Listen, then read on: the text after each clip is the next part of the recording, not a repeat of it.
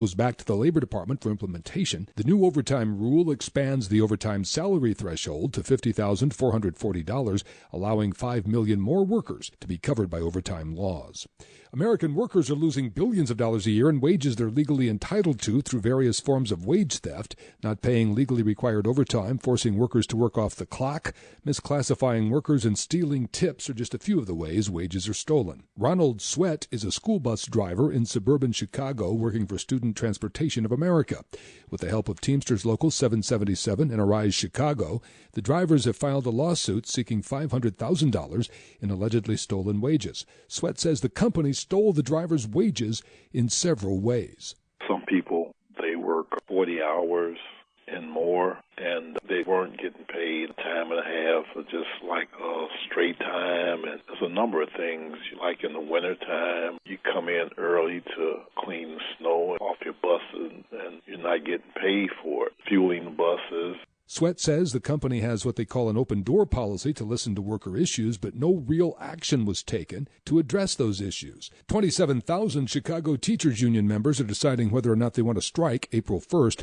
The one-day strike is being proposed by CTU leadership. The Chicago Public Schools are threatening teachers over the proposed action, claiming a strike would be illegal. CTU Vice President Jesse Sharkey says the April 1st public education showdown is about much more than just the teachers' new labor contract. If there's going to be a showdown here in Illinois, we intend to win it. Take this date out and underline it in your calendars. Hopefully all your listeners can come to Chicago. We're looking for a mass day of action. A caravan of minimum wage workers, union members, and their allies pushed New York's state Senate to pass a $15 minimum wage Monday. Republican lawmakers have not agreed to support it.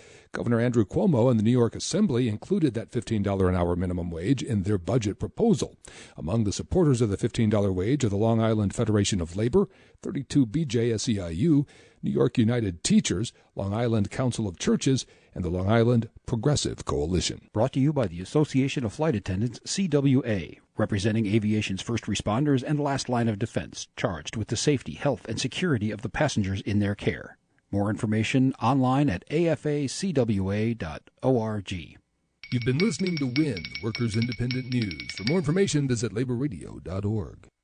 It's time for the Rick Smith Show. I want you to get up now.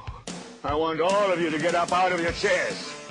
I want you to get up right now and go to the window, open it, and stick your head out and yell, I'm as mad as hell, and I'm not going to take this anymore. I don't want to abolish government. I simply want to reduce it to the size where I could drag it into the bathroom and drown in the bathtub. You bet I cut the taxes at the top. How dare you? How dare you? Go ahead. Make my day. The Rick Smith Show starts now.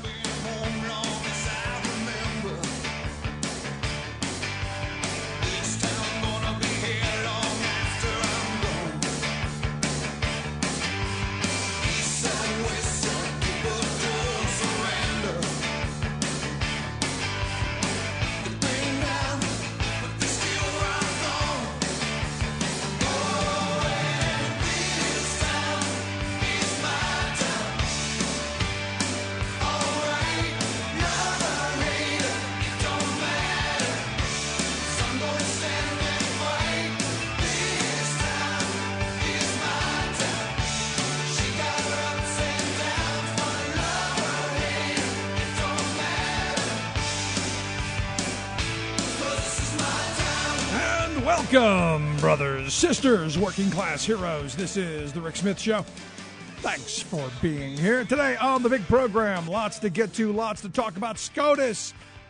Still going to talk about that. As long as the Republicans refuse to do their job, we're going to continue to point out the fact that they're not doing their job. Also going to talk about all of the unrest, all of the insanity going on in the world. What could be behind it? Could it be the work of an economic hitman? Could it be the work of as my email box blew up, false flag, Black Ops 3?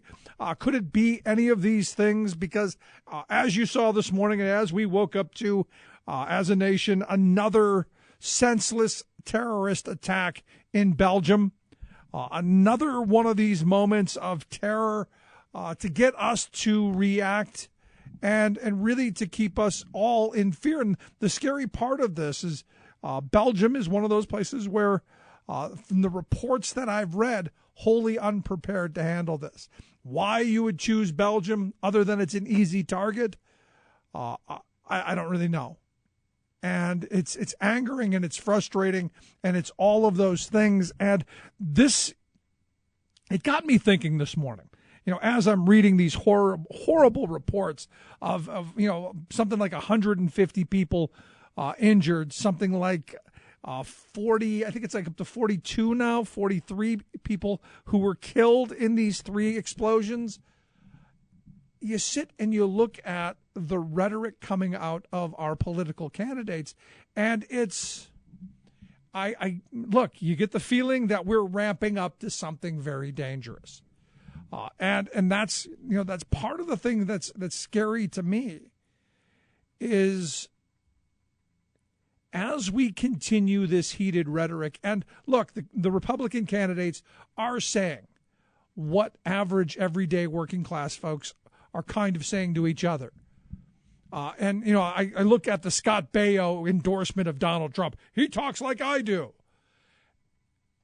I got to be honest. I think I want the leader of the free world to have a little bit better communication skills than a guy who really, I don't want Scott Baio being my diplomat. I don't want Dennis Rodman being my diplomat. I don't want Ted Nugent being my diplomat. And I certainly don't want Ted Cruz or Donald Trump being that top diplomat, being that person that around the world is our leader. Now, what's really frustrating to me, and I look at these horrible attacks and this devastation and this hatred and this, it seems to me the ramping up is only going to make this worse. Look, nobody's saying that we allow these attacks to continue to happen. You have to work to prevent them, yes. But by having our political leaders out there thumping their chests, I don't know that helps. I think it's a great recruitment tool. I think that the people who do truly hate us will use it masterfully to people who don't, to convert them. I do believe that. And, to me, it now becomes one of these moments of this election's really very important, as they all are. But this one, I think, more than many. Because this will tell which direction we go as a nation. Are we ready for a war stance? Are we ready to commit more treasure, more blood? Are we willing to commit more of all the things we decided during the Bush years was too much? Are we really willing to go back and do it again? That's the question. And I think we've tried the Bush way. The rhetoric that we're getting from the right, I think, takes us right back. Now, I'm not saying we don't go after and we don't find people and we don't deal with them. I'm not saying that at all. But this kind of posture is really very scary to me. So when I see Donald Trump, going to probably be the guy. I mean, for the way it looks right now, unless something really crazy happens, Trump is going to be the guy, and we've got to really come around to the reality that, yep, that's going to be it. He's going to be the guy. So we see people like Lou Barletta today, who has come out and endorsed Trump. Now, Barletta, he's the guy who made his bones off of, I hate the immigrants. An immigrant who hates the immigrants. Very, very interesting. I look at this and, I look at people like Barletta who, at 10, 20 years ago were looked at as cranks. And I have to wonder how far, as a country, how far we have gone and how much further we're able to go. I've read a number of books and stories about the rise of Hitler and the rise of the fascist regimes, nobody saw it coming. It was this. It took on a life of its own. And my concern is we're seeing that right now because, look, the economy sucks for average, everyday working people. It does. And the Republicans are a big reason of why it sucks, along with a handful of Democrats. Our trade policies are horrible. Our social safety net's tattered. So the ability to dull the edges, if you will, of the harsh economy has been taken out. And we're now blaming people for being poor, blaming people for factories closing, blaming people for their community struggle, blaming people because, well, the opportunity for them isn't there like it was 20 years ago. And I've been watching the conservative elites doing gymnastics around, hey, this is what we told you was going to bring you prosperity. Deregulate, more trade agreements. Hey, give all the money to the rich people. Let them keep getting richer. Well, you'll come around. Like Steinbeck said, they're temporarily embarrassed millionaires. You'll get yours. Trust us. And it doesn't happen. So, of course, they're ticked off. Of course, they're angry. But Trump, to me, is not the answer, nor is Cruz. But in looking at this, you have to ask yourself, where are we going as a country? And we're going to talk a little bit about that as well. The Trump appeal of white working class folks. A lot of union members, a lot of my union brothers and sisters have been emailing me saying, he's been saying what we've been talking about. He speaks our language. And you have to ask, is that mastery? Is that him being a real good politician? Or is he actually speaking the language of we the working people? Personally, I'm really not buying the he's our spokesman. Anyway, when we come back and talk about the president's historic visit to Cuba, also what normalization will mean, not just for the tiny island off the southern coast of Florida, but what will it mean to us as a nation to finally maybe put that Cold War era nonsense behind us? What will it mean? And what does it mean for Florida? Lots of questions. We'll talk about that. Your thoughts, 1-888-520-RICK, 1-888-520-7425. Going to take a quick break. Right back after this. Stick around. You're listening to The Rick Smith Show. We're working people. Come to talk.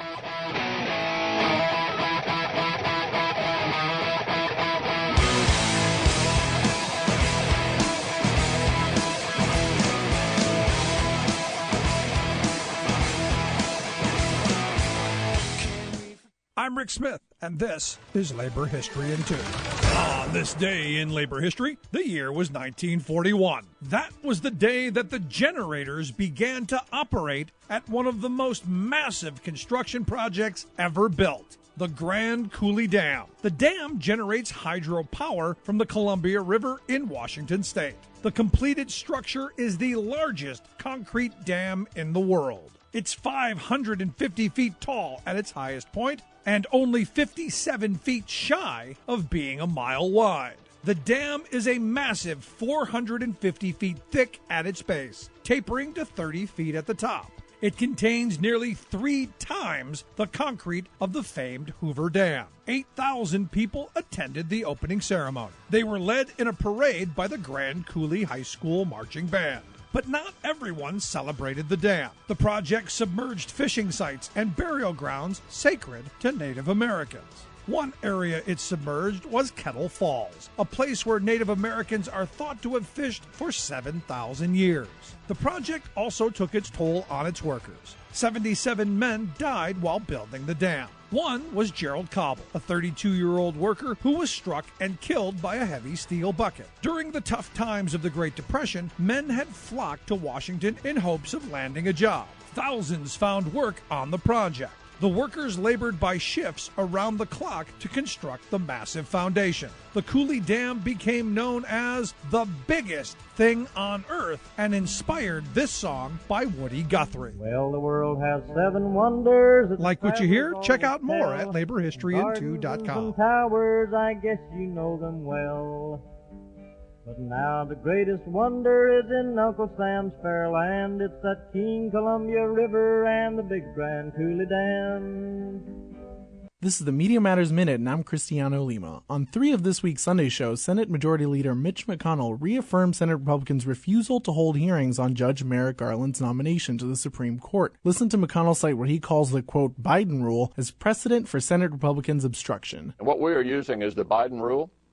In 1992, when Joe Biden was chairman of the Judiciary Committee, he made the point that a vacancy, had it occurred in 1992, would not be filled. Joe Biden, in 1992, when he was chairman of the Judiciary Committee, laid down the Biden rule. He said when the campaign is underway, no Supreme Court judge would be confirmed. It's the Biden rule. When Joe Biden was chairman of the Judiciary Committee in 92, he said if a vacancy occurred, it would not be filled because of the pending election. The Biden rule McConnell was referencing was in fact a call for a compromise candidate. As New York Magazine points out, never did Biden's speech advocate for, quote, flat out blocking the president. For more information on this and other stories, please visit MediaMatters.org. Chances are, when you took a shower this morning, an AFSCME member made sure that water was clean. When you drove to work, an AFSCME member maintained the road. When you rode an elevator, an AFSCME member inspected it. I'm David Philman, Executive Director of AFSCME Council 13, the American Federation of State, County, and Municipal Employees. AFSCME members enforce regulations, keep prisoners behind bars, take care of patients, protect the environment, and more. The work isn't glamorous, the salaries aren't high, but AFSCME members serve the public in every aspect of our daily lives. Chances are, you'll never see that AFSCME member working in a sewage plant, diving underwater to repair a bridge, or answering a 911 call. But aren't you glad they do? For more information, visit AFSCME13.org. We are AFSCME. We make Pennsylvania happy! Rebuilding America. The Rick Smith Show.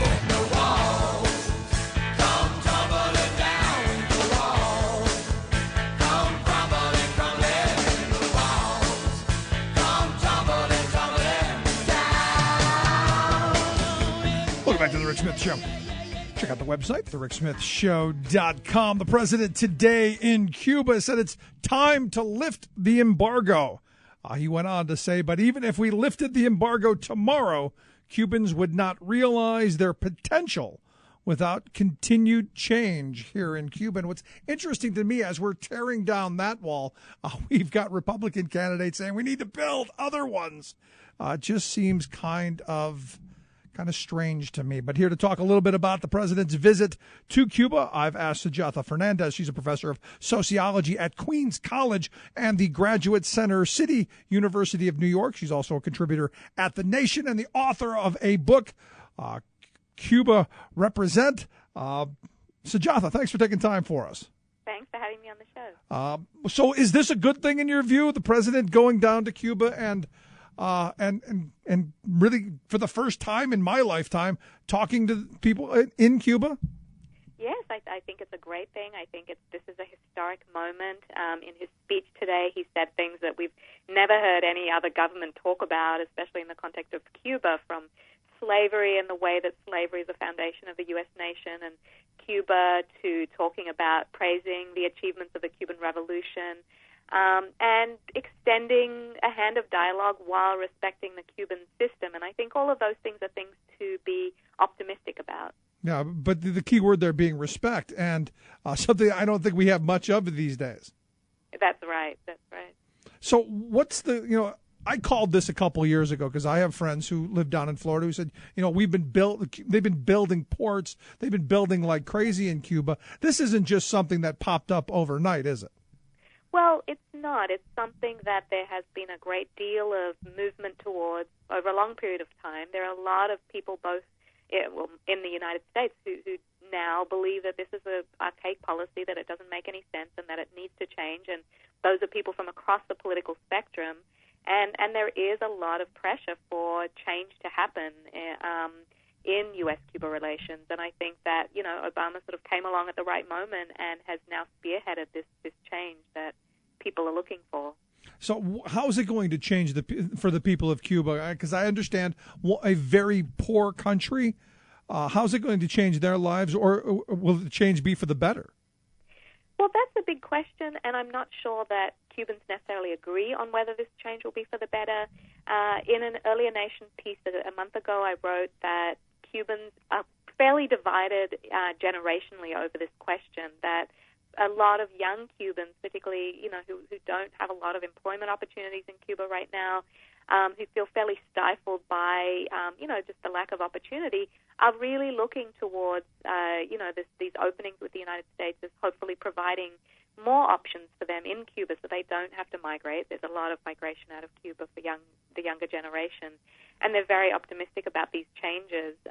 Now, the older generation, those who have lived through the revolution, those who saw Cuba go from being a very poor country, a very unequal country in the 50s and the 40s and 50s, to one that achieved very high rates of education, literacy, healthcare, that had very top indicators in a number of spheres, and provided their population really with basic needs for over 4 decades, are concerned that this is going to be the end of the Cuban Revolution, that really, U.S. corporations coming in and taking control of Cuban industries and Cuban institutions is going to mean the end of the kind of sovereignty that they've exercised for the last 50 years.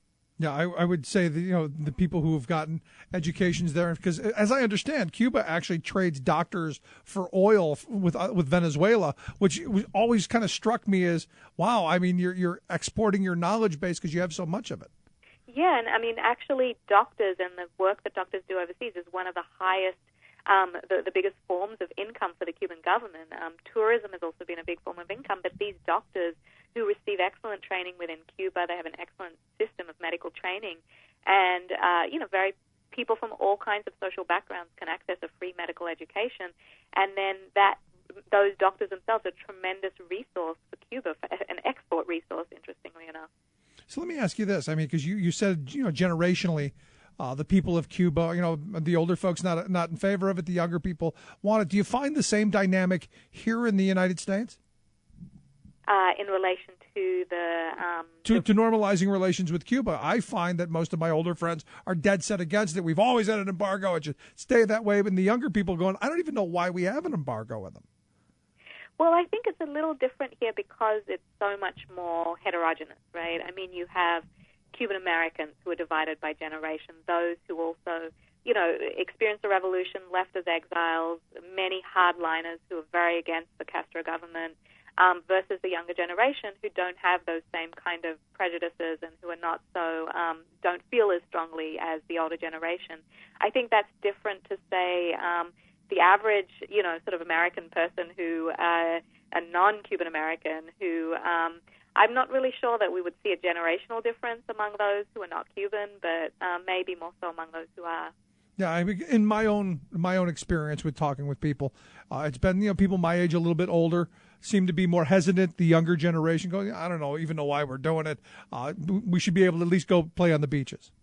Yeah, well, you have to keep in mind also that there is a great economic incentive for a lot of people within the United States who've been trying to, particularly corporations and people who want to enter into the Cuban economy, that a lot of people in those sectors are definitely trying to push the government to make them, they recognize that this is like the largest market in the Caribbean, that there is the potential for them to invest and to, a sort of open market as it would be. Do you think it's kind of strange that we've got the president who's going and trying to open relations with Cuba and undo decades worth of a huge wall, if you will, while we've got a party in this country talking about building another wall? Do you find some weird kind of situation there? I do. I think clearly the kind of the things that Obama talked about in his speech this morning of wanting to have greater collaboration and greater cooperation with neighbors compared to what we're seeing with the Republican rhetoric about, needing to sort of isolate ourselves. and prevent immigrants from coming into the country. That's clearly a big sort of contrast. But I also think that in deeper terms, probably Obama and the Republicans both, ultimately have a vision of free trade that would want both parties to sort of have Cuba, open to capitalist trade, and that's why I think it's not as big as a contradiction as we might necessarily see it. Okay, interesting. In looking at the Cuban population, especially in South Florida, if we open this up and you normalize relations, do you see people leaving, or do you see an influx of people coming in? How do you see that dynamic working? Sorry, so you're talking about if say the embargo comes down, will there be more Cubans? More people going to Cuba, or more Cubans leaving? Oh, will they go home? I mean, will people? See. Will people who've left because they were exiled, or because they, for one reason or another, will they return? Is there any thought on that? Well, I mean, we've already seen over the last 8 years or so since Obama has loosened travel restrictions, made it easier for Cuban Americans to return home. This dynamic of a lot of Cubans returning home for vacation, to start up, entrepreneurial projects, to see their family. We've already seen a lot of that kind of exchange happen over the last 8 years.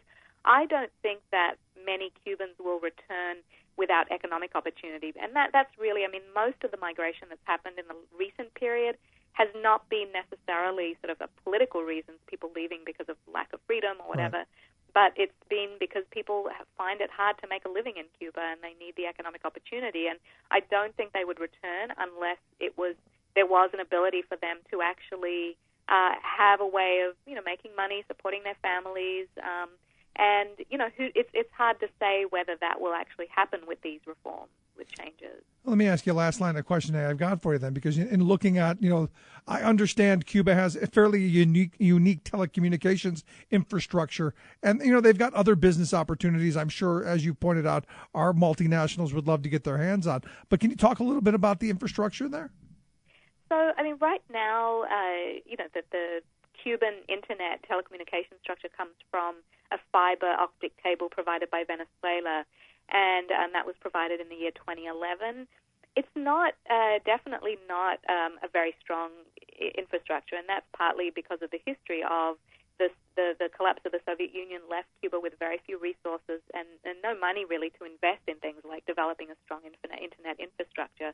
And so what we have in Cuba is, rather than a sort of fairly developed infrastructure, what we have is a lot of ad hoc kind of grassroots, ground up kind of initiatives. And one of those is the Weekly Packet, which is how about half the island experiences the internet and consumes entertainment media, newspapers, magazines from around the world, is through this informally distributed weekly packet that is where people download stuff. People who actually have access to the internet, to high-speed internet, download all kinds of material from, the latest episode of a television show to, somebody's Facebook profile or a magazine or a newspaper. They upload, or movies. They upload all kinds of stuff, and then make that available on a hard drive to Cubans who will buy it for, say, the equivalent of like $1 every week, and through that they'll be able to put it on their jump drive and watch it on their television or consume it in their own way. And so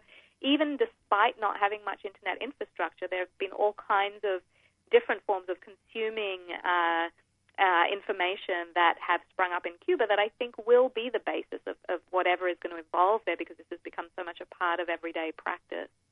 Wow, I'm thinking this through my head, and that's wow. That's the only word I can really come up with. Kind of backwards, but in a way, inventive. I mean, you're going to get what you need, and you figure it out. So, good thing, bad thing in your view? Well, I think it's a great thing because, it kind of shows, I think, that the main line here, Obama's been talking a lot about internet freedoms. He's going to announce some kind of deal with Google. There's been a lot of talk about how Cubans don't have internet freedom and how they need Google or a company like Google to come in and supply them. And I think that's just, as with the internet, as with everything else, they don't need American corporations to come in and supply them with everything. There is a great deal of creativity and inventiveness and innovation taking place on the ground that needs support. It needs to stay in Cuban hands. It needs to be supported by the Cuban government, and will definitely do well from the falling of the embargo and from support from, foreign corporations and foreign collaborators. But it's just to show that there is so much already on the ground happening in Cuba that people don't really know about, and they need to know about it so that they don't have this attitude that Cuba needs us to come in and create and change everything for and them. save them. Yeah. I get it. So I appreciate you taking time for us. Thanks for sharing some of your thoughts. Thanks for having me on. I appreciate it. Let's take a quick break. Right back after this. Stick around. You're listening to The Rick Smith Show, where working people come to talk.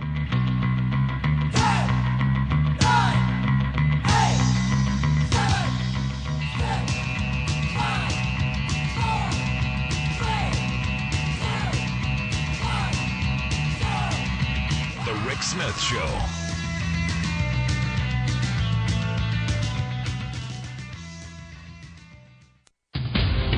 This is Solidarity News on Radio Labour. This is a Radio Labour special report recorded on Tuesday, March 22nd, 2016. I'm Mark Belanger. March 22nd is World Water Day, a day established by the United Nations to remind people of the importance of safe, affordable water. The labor movement has been at the forefront of the campaign for safe, affordable water. For example, the European Public Service Union, EPSU, has been working with many NGOs and citizen groups. 1.8 million people have signed a petition calling on the European Union to declare access to water a human right. But after 3 years of campaigning, the EU is still refusing to move on the question. Another organization fighting for safe, affordable water is Public Services International. The PSI represents public service unions at the world level. I talked to David Boys about water. Mr. Boys is the PSI's Deputy General Secretary. I asked him first if access to safe, affordable water is becoming more difficult. Yes, Mark, it is becoming more difficult to access safe and affordable water. There's a range of reasons. Clearly, we can look at the population growth. We're now, 7 billion and are expected to get to 9 or 10 billion pretty fast. We, I think, recently reached the 50% of the world's population living in urban areas or cities. And then we have to deal with the inevitable consequences of climate change. So the combination of factors is clearly already making access to safe and affordable water more difficult, and it's not going to get any easier in the future. What is wrong with privatizing water supply, if anything? Everything.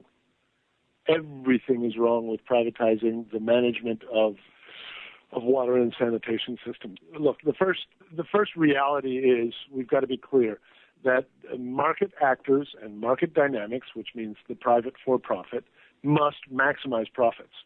And therefore, any social or environmental issues that are a threat to profits have to be eliminated. So from the trade union perspective, what we've seen is one of the main costs in delivering water and sanitation services is the labor cost.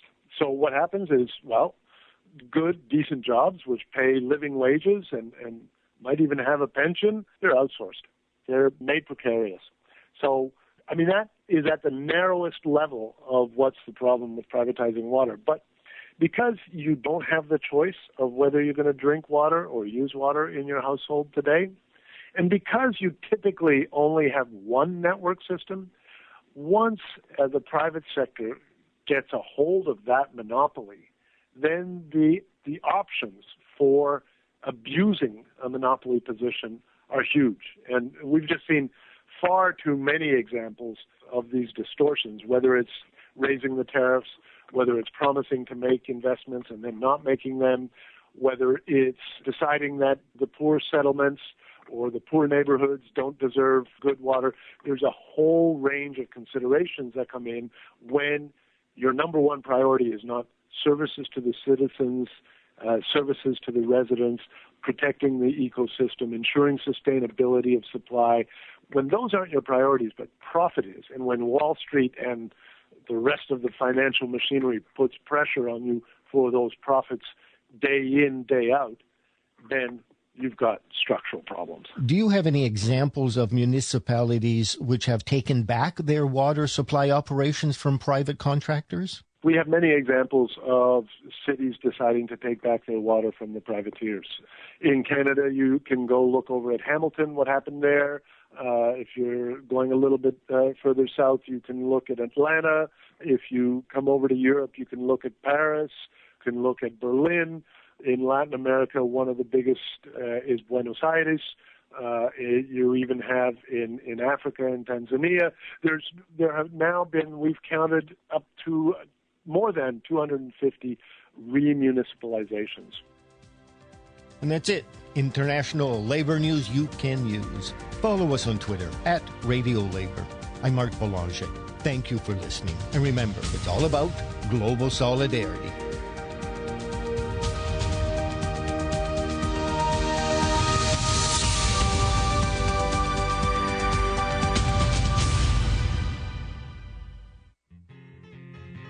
Taxes too high, wages too high. We're not going to be able to compete against the world. I hate to say it, but we have to leave it the way it is. People have to go out, they have to work really hard, and they have to get into that upper stratum. Everything's raising but the wages. Everything's raising but the wages. Gasoline, groceries, and our wages. Everything's raising but the wages.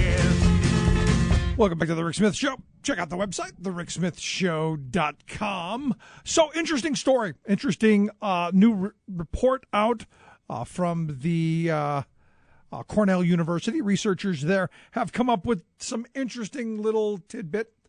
The fact that, and I guess this isn't surprising, but they've actually put pen to paper in looking at the gap in wage income between men and women.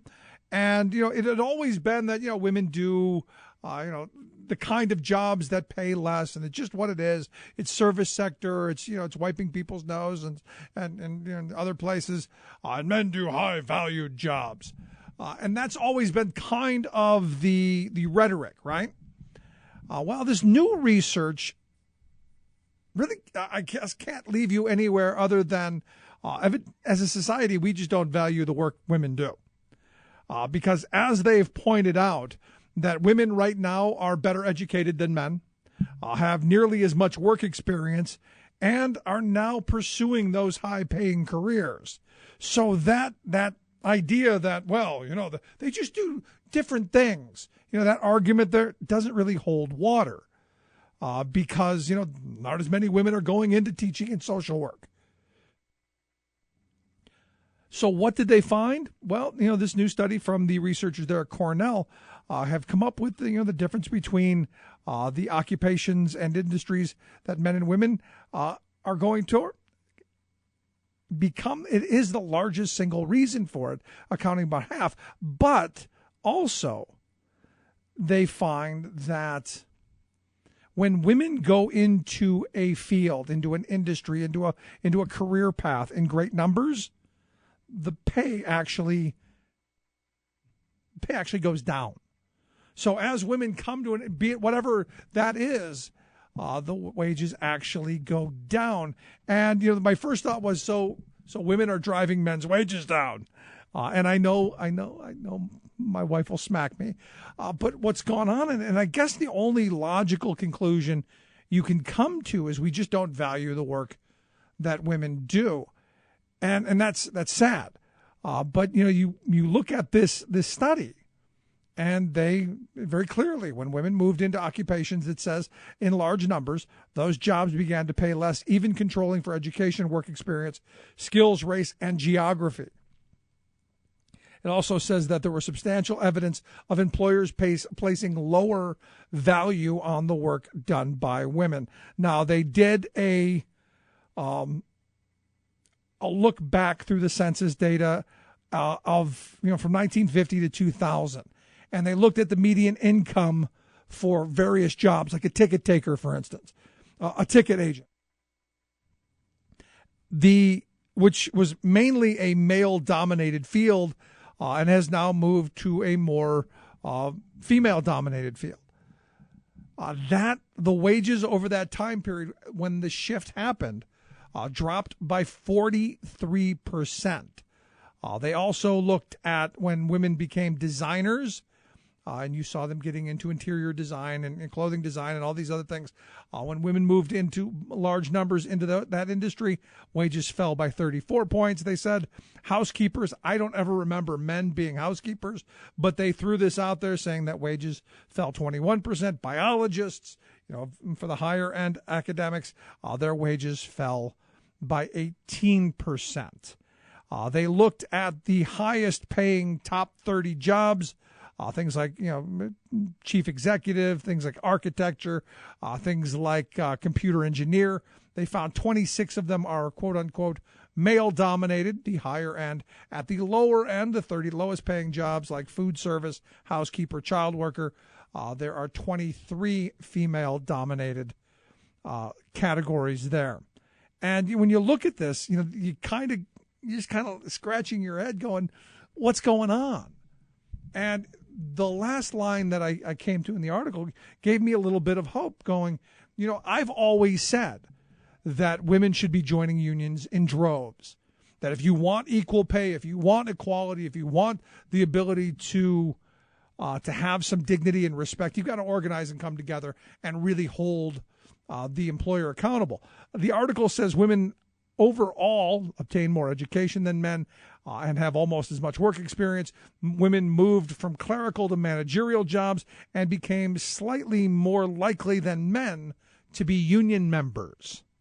And you go, that's a good thing. Maybe we can close that gap because, as I've said, it didn't matter whether a man, a woman, it didn't matter who was doing the job. The pay was the same. And it was right out in front. There was no backroom dealings. There was no, oh, hey, don't tell so-and-so you make this much. There was none of that. And as I look at this study, and there's some things that you can argue, and look, there's a lot of stuff that you can argue about this. But overall, when you look at the fact that women make about 20% less for doing the same kind of job, especially when they're more educated, there's a problem with that. There's definitely a societal problem. And at some point, it's something that has to be addressed. And I think as women continue to take over the world, and we will see that, maybe it evens out. And then, guys, and this is where, I keep going, if you allow it to happen to one, eventually it happens to all. Eventually it goes the other way. Because we're actually finding there are more women in the workforce than there are men. Which you kind of start going, are we seeing that shift? So you really should be on board with the pay equality thing. Just kind of a thought. Let's take a quick break. When we come back, and talk with Pennsylvania State Representative Eddie Day Pashinsky about what's going on there in Harrisburg, what the latest news and information is there. Quick break. Right back. Stick around. You're listening to The Rick Smith Show. We're in a fight to bring the middle class back, and we ain't even planning on losing in this mighty war. The working class is under attack. Get up, fight on. Stand up, fight on. Yes, we can fight on. To the death, fight on. Get up, fight on. Stand up, fight on. Yes, we can fight on. You're listening to The Rick Smith Show. Big news, people, especially for those of you upset by the skyrocketing prices of the essential prescription medicines you take, including thousands of patients who were hit last year with a 5,000% increase in one life-saving drug. Determined to do something about those despised price hikes? Drug makers themselves have reached into their corporate toolbox for the two most effective means they have to fix their price problem. Of course, putting more corporate cash into research to produce new medicines would be one of those tools, and a renewed commitment to honest competition would be the other. Right? Right. But Big Pharma gave up years ago on doing right, turning to two other corporate tools that have reliably generated a gusher of profits for them: advertising and lobbying. So here they come, wielding bigger-than-ever ad and lobbying budgets to deal with that pesky matter of public anger at drug company price gouging. The intent of the multimillion-dollar PR blitz and intensified offensive in Congress is not to restrain the gouging, but to improve the industry's image in hopes of restraining lawmakers from taking steps to rein in prescription costs. Of course, their ads dishonestly fail to mention this selfish intent, instead pitching drug makers as selfless saviors of humanity. They feature soft scenes of drug researchers in white lab coats urgently trying to find new cures, scripted testimonials from people posed as patients who've been saved by Big Pharma, and, of course, scenes of drug makers altruistically aiding poor people. This is Jim Hightower saying, so, you see, the industry is spending millions on this corporate medicine show not to protect its notorious profiteering, but to protect you from public officials who might try to stop them from overcharging you. These incorrigible gougers are enough to make you sick. What do the corporate powers from Wall Street to Walmart have in common? They hate the Hightower Lowdown. You can see why at www.hightowerlowdown.org. From United Nations headquarters in New York, this is Your World in 2 Minutes. I'm your host, Luke Vargas, for Talk Media News.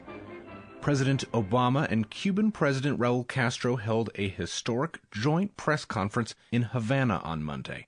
It's not common practice in Cuba for government officials to field questions at all. Obama pushed Castro to interact with reporters, urging him to field a question on human rights from NBC's Andrea Mitchell. Andrea's, she's one of our most esteemed journalists in America, and I'm sure she'd appreciate just a short brief answer. Andrea. In Spanish, Castro went on to say that human rights should not be politicized, challenging Mitchell and those listening to think of countries that live up to all international agreements. He went on to cite health access as the most sacred human right, complementing the island's healthcare system, before taking a dig at Obama and the United States, noting that women receive equal pay for equal work in Cuba. And the world got a glimpse of Donald Trump's foreign policy team on Monday as the Republican frontrunner named Alabama Republican Senator Jeff Sessions as his lead advisor and named 5 other men who are guiding the candidate's thinking. Among them is Lebanese-American Walid Phares, who's warned for years about the spread of Sharia law, and Joseph E. Schmitz, a former executive with the military contractor Blackwater. Just as Phares' concerns about Islam gel with Trump, Schmitz's experience contracting out military operations matches Trump's concern about large American footprints overseas. But in sum, the advisors are far from the Republican foreign policy establishment, or they're simply not all that well known. No surprise here, Trump is continuing to surprise. For more global news headlines, visit TalkMediaNews.com. Remembering that united we bargain, divided we beg. Rick Smith.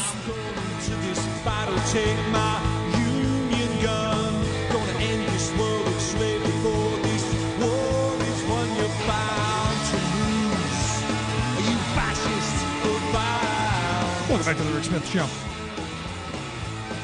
So let's find out what's going on over at the Capitol today. I've got our good friend, Pennsylvania State Representative Eddie Day Pashinsky on the line. Eddie, thanks for taking time for us, man. Always a pleasure, Rick. So what's going on? Any good news? Are we going to finally get this done so we don't see schools closing in the middle of the school year? Well, here's where we are. You know that they passed that budget over to the governor for his signature. The problem has always been that it's been underfunded. And this one is no different than the others. They're estimating anywhere from $300 to $500 million underfunded. And the Republicans themselves indicate that we're going to be $1.2 billion with a B, $1 billion underfunded next year, without any idea of where you're going to get that money. So the governor is in a tough spot. He certainly doesn't want to prevent schools from finishing out their year. He certainly wants to have that happen. But he's trying to keep everybody at the table. We just don't have any real good partners on the other side that want to actually construct a deal that's good for Pennsylvania and good for the schools and good for the local taxes. You know, you and I have talked about the fact that when the state chokes off money to the locals, it's the locals are the ones that have the burden. They're the ones that end up having to cut their classes and cut programs, cut faculty and staff and still have to raise their local property tax. So when my colleagues on the other side of the aisle say, they passed 4 balanced budgets and they didn't raise their property taxes, that isn't true, because they forced the locals to raise theirs because the state didn't provide them with sufficient money. We're at about a 32 to 34% funding level, I believe, from where the state should be funding at 50%. Right. So instead of 50 or 45 or 40, we're at like 32, 34%. Yeah, you ask any school board. Real pressure on them. You ask anybody who sits on a school board, and they'll tell you what the numbers used to be like and what they are now, and how just how trying to figure to keep the lights on is almost getting impossible. Yeah, and keep in mind now, your school district's got cut $1 billion. Now, again, it's amazing how the guys on the other side of the aisle can spin it. They'll say, look, we put more money into education than we ever did. What they're doing is they're taking, whether it's pension money, whether they're taking money from other pots, the basic education funding has not been increased. As a matter of fact, this budget that was passed over to him puts the funding level for our school districts in Pennsylvania at the 2008-2009 school year. So with all due respect to the guys on the other side of the aisle, my Republican colleagues, it's not the rank and file, it's the leaders, have been very skillful in misleading the public to think that they've been passing on time and balanced budgets. Well, let me ask you this, because there's part of me that goes, the governors have just signed it, go, you know what, this is what you want, this is what you get, and then every time, and then go on a 67-county speaking tour about how, sorry, school board XYZ, sorry you don't have the money, this is what happened because we couldn't get what I wanted for the budget, and really start talking about the pain that's going to come even when it's all funded. Well, that's a good point, and I think he's considering that. His options are you veto it, and then it'll come back to the House, and they'll try to do a veto override. We believe we have the votes to prevent that. His next choice is to let it ride for 10 days, and it becomes the budget. Right. And then we will just bang it away for 16, 17. Or the third thing is to sign it and then blue line certain things, and I'm not sure exactly, where he would go with that. But the governor certainly wants the kids to finish their school year, and it's tough on the schools. I have schools that have already borrowed. They can't get a loan anymore because we've had 5 credit downgrades in Pennsylvania. That's an important point for your listeners to recognize. If you were managing the people's money, the budget of Pennsylvania appropriately, you wouldn't have 5 credit downgrades. Now, that's outrageous. When you get a credit downgrade, that increases the cost of your borrowing. Yep. So now school districts that need to borrow, it's going to cost them more. And many of the banks will not loan to any of our school districts because Pennsylvania has become a bad risk. Jeez. That's a horrible reputation. That is absolutely a horrible thing. But at the end of the day here, doesn't the adult conversation still have to be had that if we want things, we have to pay for them? The idea that we should be paying for what we need, schools, roads, bridges, infrastructure, all of this stuff. Shouldn't we be having that conversation? But here's what's happened. My Republican counterparts have demonized the word tax so that any kind of tax for investment purposes that will bring money back to the state has now scared the heck out of them, so that if they say that they're going to vote for a tax, their constituents are going to hang them. There's good investment and bad investment. And I like to try to tell everybody, look, none of us would own our own homes today if it wasn't for a thing called a mortgage. Right. That's money out of our pockets, but it's an investment. It's good money, spent wisely, because all of us want to have our homes. Well, if we spend the money wisely and not waste it, then you're going to be able to attract business. You're going to be able to retain people living in Pennsylvania and not running from Pennsylvania. So I always thought of a Republican as someone who was very careful with every penny of every dollar. That's what they tell us. They have not been. They are wasting money, and they're misleading the people. It's terrible. Not good to hear, Eddie. Not good at all. There was part of me that was hoping that, with a little bit of public outcry, that there would be some coming together of going, hey, we care about the kids. Evidently not. Well, that's not true. I want you to know that in the Northeast, we had a very large meeting last night. We must have had 800 or more people at Hanover Area High School. There were 3 or 4 school districts that came together. And then we had one last week in Wyoming area. We had another one at Wyoming Valley West. See, we started the conversation about marching to Harrisburg and telling our legislators how we feel. And that started up there in Luzerne County through our IU unit. So they are ginned up, ready to go. And our idea was we wanted to let everybody throughout the state understand what was going on. We believe if the people get the right information and see how the R's have mismanaged their money, they are going to be outraged, and they are going to come to Harrisburg and let their opinions known. Now, I got to tell you, I'm outraged. I am outraged by the fact that the school districts are borrowing money and having to pay interest on it. That's money that interest is money not getting into the classroom. And where does that interest come from?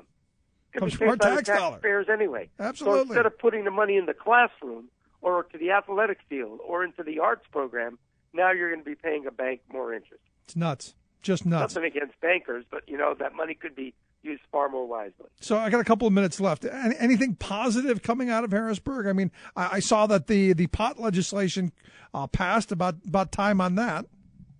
Well, yes. You obviously saw the debate. And it's necessary. It's healthy to have a good debate, but from my perspective, I don't know why we're waiting when we have these poor kids that are suffering from various forms of diseases.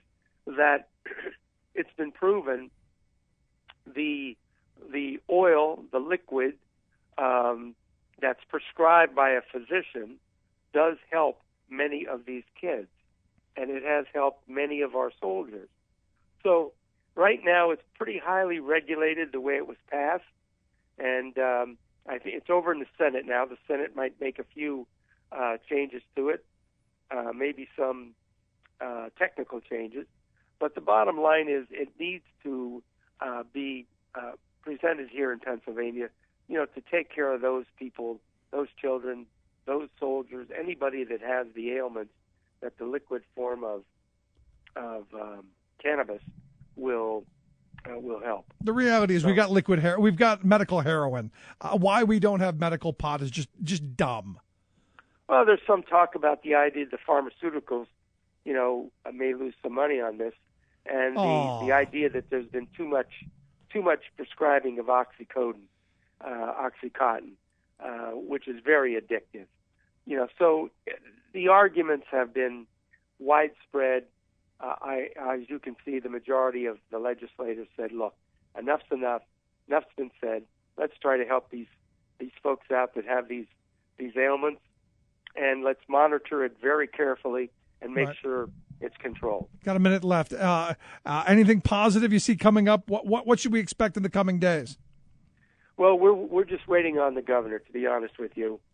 We can't do anything. It's in his hands now, and we're hoping, like I said, the governor, allows this to pass so that the kids will be able to finish their schools, and and then be able to make the point that hey, the R's have been holding this whole thing up. They're underfunded budgets.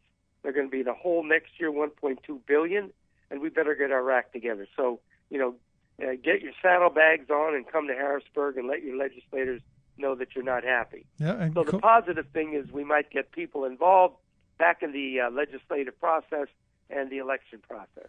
And that's a good thing. Eddie, I appreciate the time, man. Always great talking with you. Thank you, Rick. Thanks for all you do. Thank you to all your listeners. Thanks so much. Our good friend Eddie Dave Pashinsky. Quick break, right back. Stick around. You're listening to The Rick Smith Show. For working people, come to talk.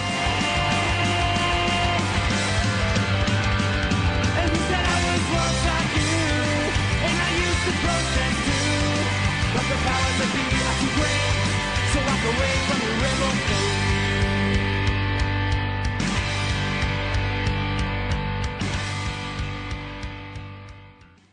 You're listening to The Rick Smith Show. For more information, go to thericksmithshow.com. If you've missed any portion of the program, you can download the podcast at thericksmithshow.com. You're listening to WIN, Workers Independent News, a production of Diversified Media Enterprises. I'm Doug Cunningham. 5 million American workers are a step closer to getting overtime pay rights. The Department of Labor has finalized changes to the overtime rule announced in 2014 when President Obama issued an executive order expanding overtime pay eligibility. If the Office of Management and Budget approves the rule, it goes back to the Labor Department for implementation. The new overtime rule expands the overtime salary threshold to $50,440, allowing 5 million more workers to be covered by overtime laws. American workers are losing billions of dollars a year in wages they're legally entitled to through various forms of wage theft, not paying legally required overtime, forcing workers to work off the clock, misclassifying workers, and stealing tips are just a few of the ways wages are stolen. Ronald Sweat is a school bus driver in suburban Chicago working for Student Transportation of America. With the help of Teamsters Local 777 and Arise Chicago, the drivers have filed a lawsuit seeking $500,000 in allegedly stolen wages. Sweat says the company stole the drivers' wages in several ways. Some people, they work 40 hours and more, and they weren't getting paid time and a half, or just like straight time. And there's a number of things, like in the wintertime, you come in early to clean the snow off your buses, and you're not getting paid for it, fueling the buses. Sweat says the company has what they call an open-door policy to listen to worker issues, but no real action was taken to address those issues. 27,000 Chicago Teachers Union members are deciding whether or not they want to strike April 1st. The one-day strike is being proposed by CTU leadership. The Chicago Public Schools are threatening teachers over the proposed action, claiming a strike would be illegal. CTU Vice President Jesse Sharkey says the April 1st public education showdown is about much more than just the teachers' new labor contract. If there's going to be a showdown here in Illinois, we intend to win it. Take this date out and underline it in your calendars. Hopefully all your listeners can come to Chicago. We're looking for a mass day of action. A caravan of minimum wage workers, union members, and their allies pushed New York's state Senate to pass a $15 minimum wage Monday. Republican lawmakers have not agreed to support it. Governor Andrew Cuomo and the New York Assembly included that $15 an hour minimum wage in their budget proposal. Among the supporters of the $15 wage are the Long Island Federation of Labor, 32BJ SEIU, New York United Teachers, Long Island Council of Churches, and the Long Island Progressive Coalition. Brought to you by the Association of Flight Attendants, CWA, representing aviation's first responders and last line of defense, charged with the safety, health, and security of the passengers in their care. More information online at afacwa.org. You've been listening to WIN, Workers Independent News. For more information, visit laborradio.org.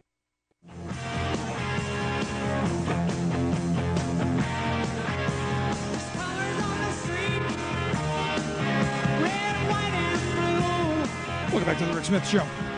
Check out the website, thericksmithshow.com. Questions, comments, something you can email me, Rick at thericksmithshow.com. So as soon as you saw the news of the attacks this morning, my email box filled up with, this is a false flag. It's, the Call of Duty folks said it's a black ops.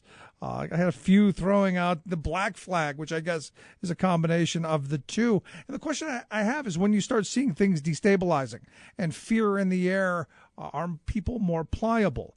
When with all the insanity going on, you got to wonder if this is maybe nature running its course. We just got to go through crazy times, or if there's something behind it all.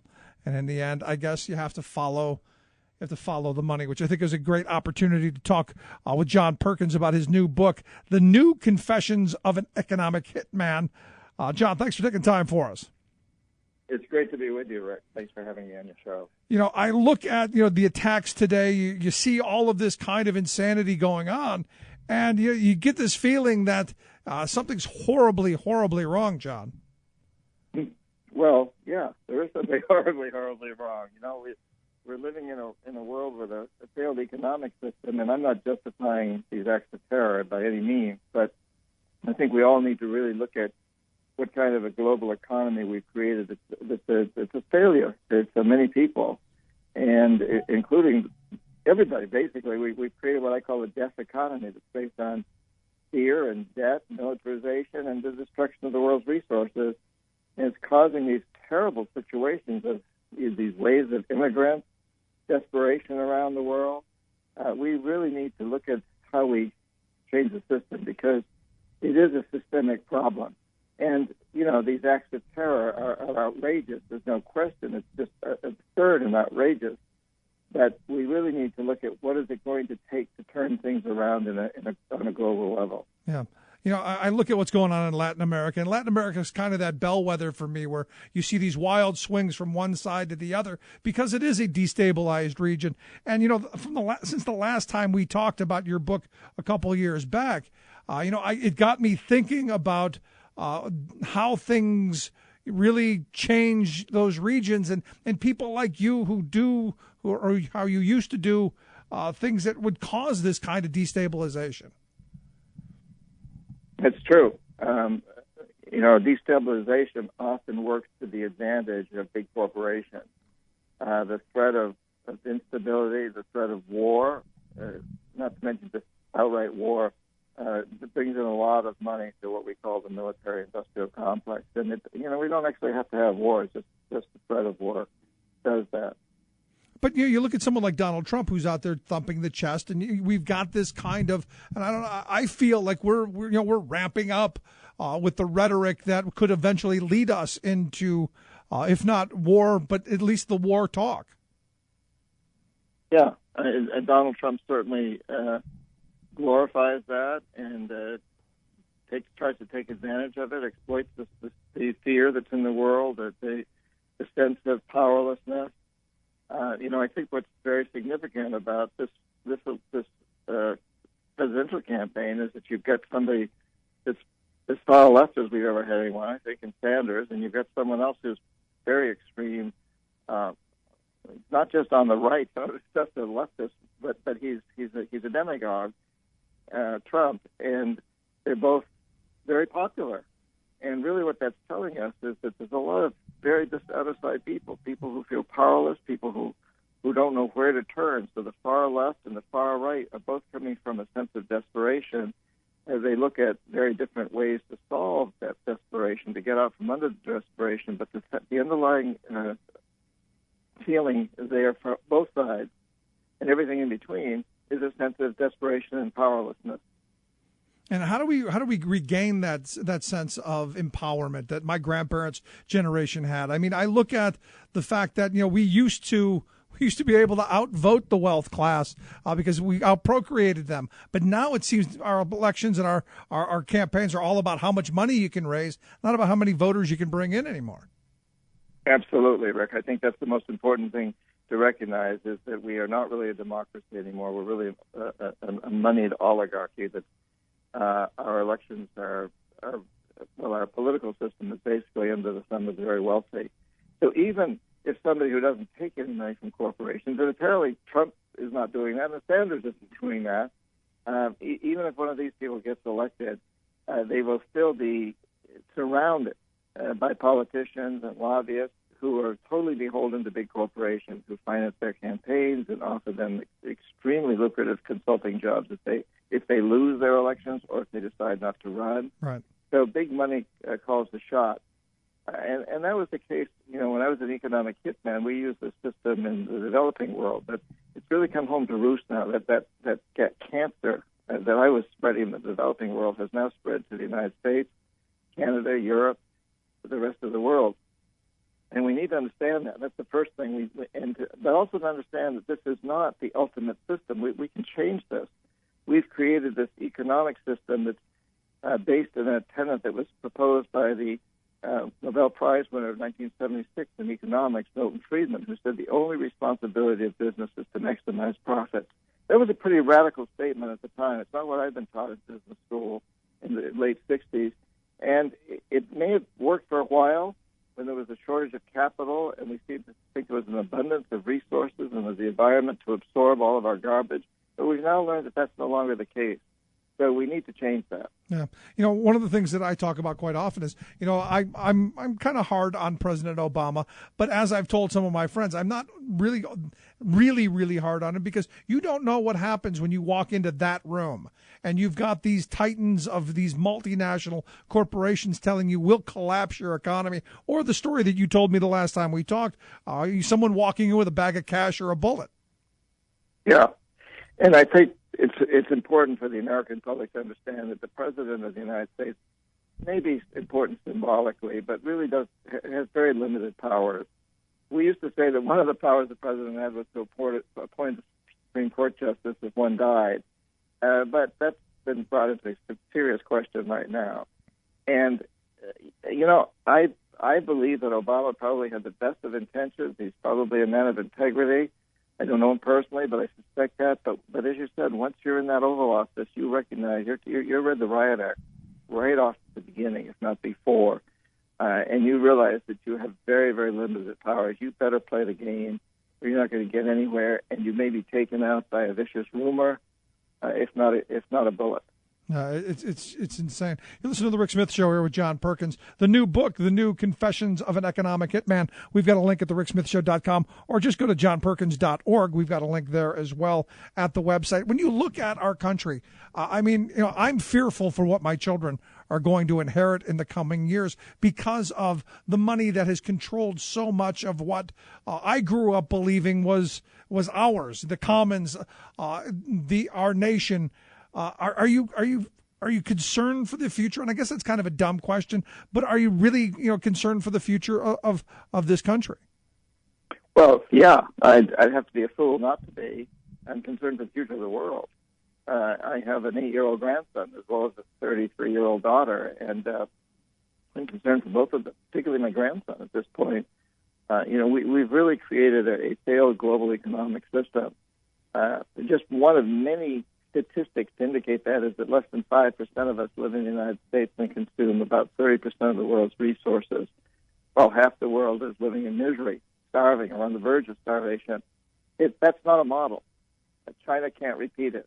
Russia, Brazil, India can't repeat it. They may think they can. They may be trying, but the numbers don't add up. So we need to admit that this is a failed system. It's what I mentioned before, a death economy. We need to create a new system, a life economy that's based on cleaning up pollution, mining all that plastic that's floating around out in the Pacific, cleaning up the oil spills around the planet, reusing that oil, coming up with new systems for regenerating destroyed environments and new technologies for energy, communication, transportation, banking, everything. I mean, there's an amazing economy out there waiting to happen, Rick. People often say, hey, doesn't the system have to collapse and we're just going to go into ruin? I don't think so. I think we really can turn this thing around, but we've got to be willing to admit that the old system is no longer valid, and we've got to create a new system. You made an interesting point a minute ago. You got all these other countries who, want to be like us. I mean, and China can't be like us, cannot consume at the rate, because I don't know that we have enough landfills or the oceans are deep enough to put the trash into. So you're right. At some point, we have to be talking about what that new economy looks like. And are there people out there thinking about what the future looks like? Well, we're seeing it coming. If you look at the numbers, I just saw a graph of the development of renewable energy, particularly solar and wind, and 10 years ago was very, very low, and it's just taken off exponentially. This curve has just shot up. We've gotten rid of most of the coal plants, or at least no new ones are being built in this country, and they're being retired. Peabody Coal is considering going into Chapter 11. Things are changing. People are getting it. When we're watching the oceans rise, the glaciers melting, we know we're living on a very fragile space station without shuttles. We can't get off, so we got to change it. And that's why I wrote The New Confessions of an Economic Hitman, because 12 years after the original was written, things have gotten much worse during these 12 years. At the same time, people around the planet have been waking up. And so The New Confessions, the last chapter is devoted to, the last several chapters are devoted to outlining and proposing a strategy that every one of us can be part of to turn this around and turn this terrible, destructive death economy into life economy. Yeah, but I hate to be pessimistic, but I look at my Trump supporter friends who, they're angry as can be about Obama's war on coal and the fact that we're shuttering coal-fired power plants, and they're angry about a lot of the talk of we want to put wind and solar into use and geothermal and tidal and all those other things. There's a segment of our population that they will not go quietly. Well, that's always been the case. Whenever there's a revolution that happens, that's the case. The American Revolution in 1773, everybody in what became the United States believed that the British Army was invincible. Washington stood up and said, "Oh no, I was in the French and Indian War, and I saw the 1,400 British soldiers defeated at the Battle of the Monongahela by 300 Indians. Devastating defeat." Said, "We can beat the British. All we got to do is stand behind trees." And that changed everything. And then Paine and Jefferson wrote some very inspirational pamphlets. Suddenly, in less than a year, the whole perception, the perceived reality of 13 colonies totally changed from they're invincible to we can beat them. And yet, there still was a large segment of the population that opposed that, what was called the Tories, the Loyalists. There's always these people that we call that are at the lagging edge, that don't believe that change is possible. But it happened. The American Revolution happened. Many revolutions have happened. We're in a time like that today again. We're at a time when revolution can happen through the Internet, through social networking. We don't need to pick up arms. We need to convince the big corporations around the world that their job is not to maximize profits, regardless of social and environmental costs, but to pay a decent return to investors. We need investors to move into this life economy, and beyond that, to serve us, the people, and to serve your children, and my grandchildren, and all the other children across the planet. So my assumption is you would not be in favor of the Trans-Pacific Partnership Free Trade Agreement.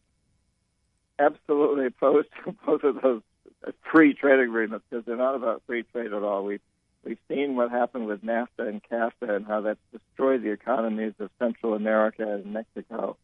And that's really the cause of what we call the immigration problem today. You can take it directly back to those. I described this in detail of the background of that and the consequences in the New Confessions of an Economic Hitman. So we don't have time to go into detail now, but we've seen devastation of Central American economies and the takeover of lands that were owned by small farmers now by big agribusinesses, global agribusinesses like Monsanto and others. And that'll happen on a much bigger level if TTIP or TPP go through. When we have these conversations, and I know my email box is going to get slammed with people who are going to go, "Oh, you're all conspiracy nuts," and all of this stuff is just conspiracy. The big multinationals, they just care about their shareholders. That there's no Bilderbergs or there's none of that stuff going on. What do you say to those folks? Well, I don't believe there's some Dr. No type person sitting up there or even a group of them. This system is driven by big corporations whose perceived reality is that their job is to maximize profits, regardless of the social and environmental costs. This edict that was sent out by the Nobel Prize winner in 1976 to Milton Friedman. And it was probably relevant at the time. That was a time when capital was in short supply. We thought nature was in large supply. We thought there were plenty of resources. Nobody was talking about peak oil. Nobody was talking about climate change. Things have changed. And now we need to understand that we need to adjust accordingly, and that the mandate of business should no longer be to maximize profits regardless of social and environmental costs, but make a decent rate of return for investors and invest in a new type of economy that's really going to enhance life on this planet. That's going to clean up pollution and regenerate destroyed environments. Imagine, Rick, if our tax dollars went to pay the corporations that are currently making missiles and tanks and other weapons to instead clean up the terribly polluted earth and air and water, mine all that plastic out in the ocean. And imagine if we paid young entrepreneurs to come up with whole new systems that go way beyond the current state of the art of solar and wind and other types of energy. You know, there's stuff out there that we haven't even imagined so far. Same for communications and transportation, new forms of transportation. I mean, there's an amazing opportunity here to move into a new economy, and it's actually happening. It's in the process of happening. I think we're winning this revolution. We just have to move a little faster. I sure hope you're right, because it made me think of a conversation I had with my 9-year-old son the other day. He said he wanted to invent a gun, and I go, "Why do you want to invent another gun?" And he's like, because it would a whole bunch of reasons he had outside of killing people. I go, "Why not invent something that's going to make people's lives better instead of something that kill?" And this is right in line with that. Instead of figuring out how we kill more people, maybe we figure out how to make people's lives better. Exactly. War has been good for the military-industrial complex. They won in Vietnam, even though the rest of us lost. They're making a lot of money off the wars or the threats of wars. This terrible tragedy that just happened in Belgium, the industries are going to make a lot of money off the fear that comes out of that. It's sad to say that, but it's true. And so what we need to look at instead is what can we do to alleviate the causes of desperation and terrorism. There will always be some crazy people in the world that will do crazy things, but you won't get large followings. Those crazy people won't get huge followings except when there's desperation. And so we need to understand that we've got to do away with the causes of desperation, and it's within our reach to do that. And it's an exciting time. I am not a conspiracy theorist. I don't believe that some driving force out there, the group of people or one person or anything like that. There's a theory of maximizing profits, and there's a whole system that's built around that. We just need to change that. We need to change that mindset, that perceived reality. Well, that would be fantastic. The book, of course, The New Confessions of an Economic Hitman. We've got a link at thericksmithshow.com, how you pick it up, or go to johnperkins.org. We've got a link also at thericksmithshow.com of how you can get there. John, it's great talking with you. I appreciate you taking time for us. I love the book. I look forward to talking to you again at some point. Thanks, Rick. I love your show. Keep up your great work. Thanks so much. Again, johnperkins.org if you want to pick up this fantastic book. Quick break. Right back. Stick around. You're listening to The Rick Smith Show. We're working people. Come to talk.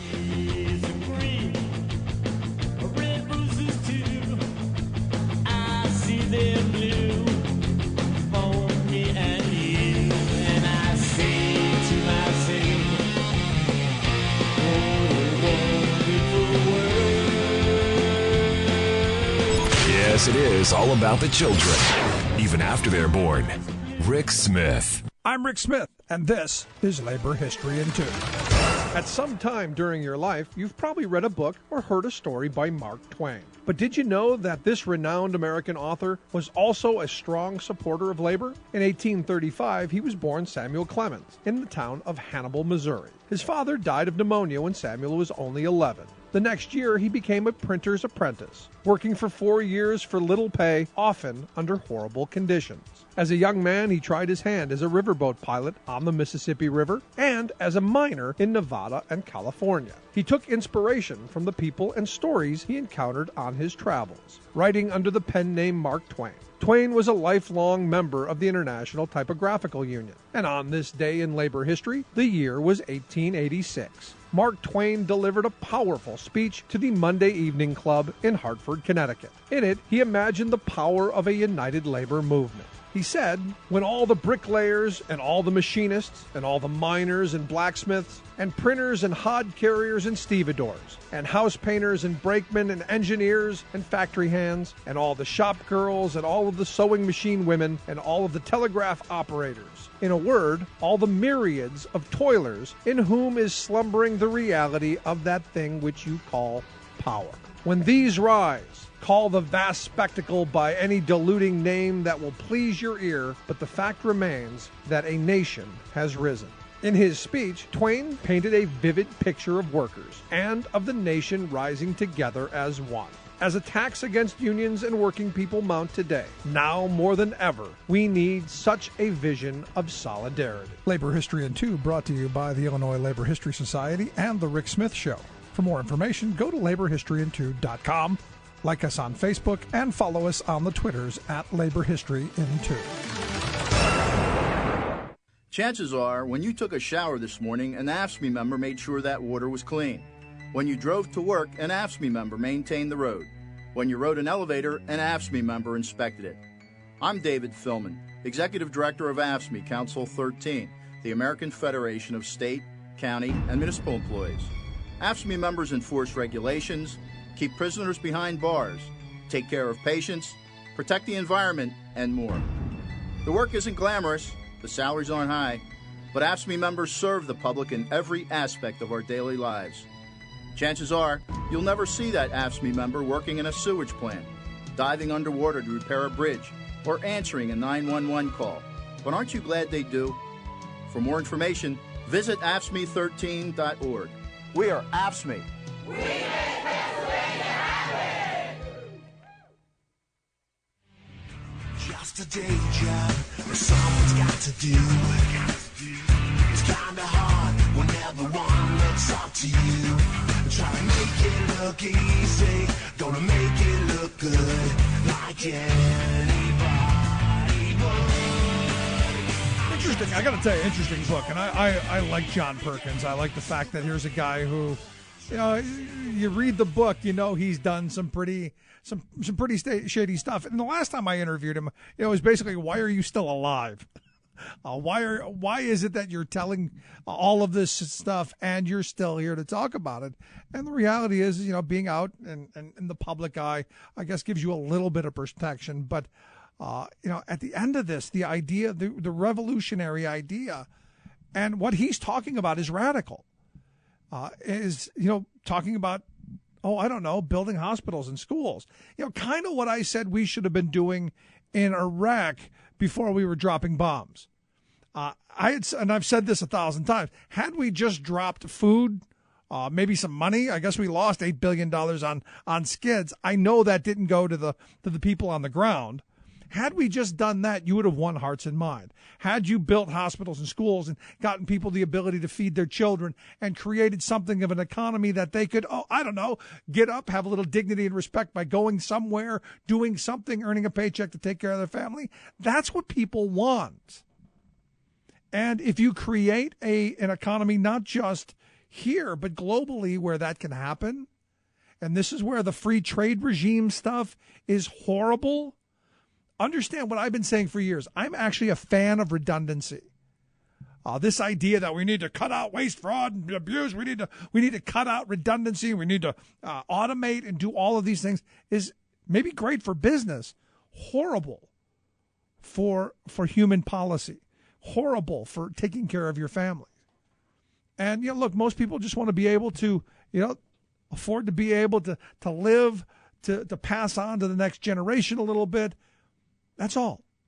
And when you have these wild swings of desperation, which we are seeing, you know, really front and center with this presidential election, and Perkins is right. You're seeing both on the right and the left mass desperation, people who are angry and ticked off and not too far away, in my view, to start doing some real crazy stuff. Look at these Trump rallies. You're seeing people being accosted and beaten senseless. So when I hear John Perkins say, you know what, we need to be talking about not just making as much profit as possible and great for me and screw everybody else, makes me go, I hope somebody's working on this. I hope this is the direction forward. And I like his frame, going from a death economy to a life economy. Instead of, the conversation I had with my son. He wanted to build a gun, and he didn't, he's 9 years old. He's not thinking, the gun's going to kill a bunch of people. He's going, I want to make a gun with a long barrel and all this stuff. And I go, well, why would you want to do that? Why wouldn't you want to build something that would make mom happy or make dad's day easier or cure cancer? And he's like, I don't know, because he's 9. And you expect that. But, when you look at an economy that's built on, no, I want the next shiny gun or the next F-22 that's cost us by trillions of dollars while we're gutting social programs that feed children. You kind of got to question the leadership and the policy and the direction we're heading as a nation. It's an interesting time, I'll tell you that.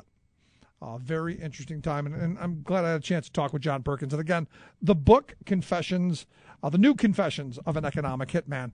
We've got links at thericksmithshow.com. Quick break. When we come back, going to talk a little bit about the Supreme Court. Will Merrick Garland get a up or down vote? And, should we be remembering this come November? Quick break. Right back.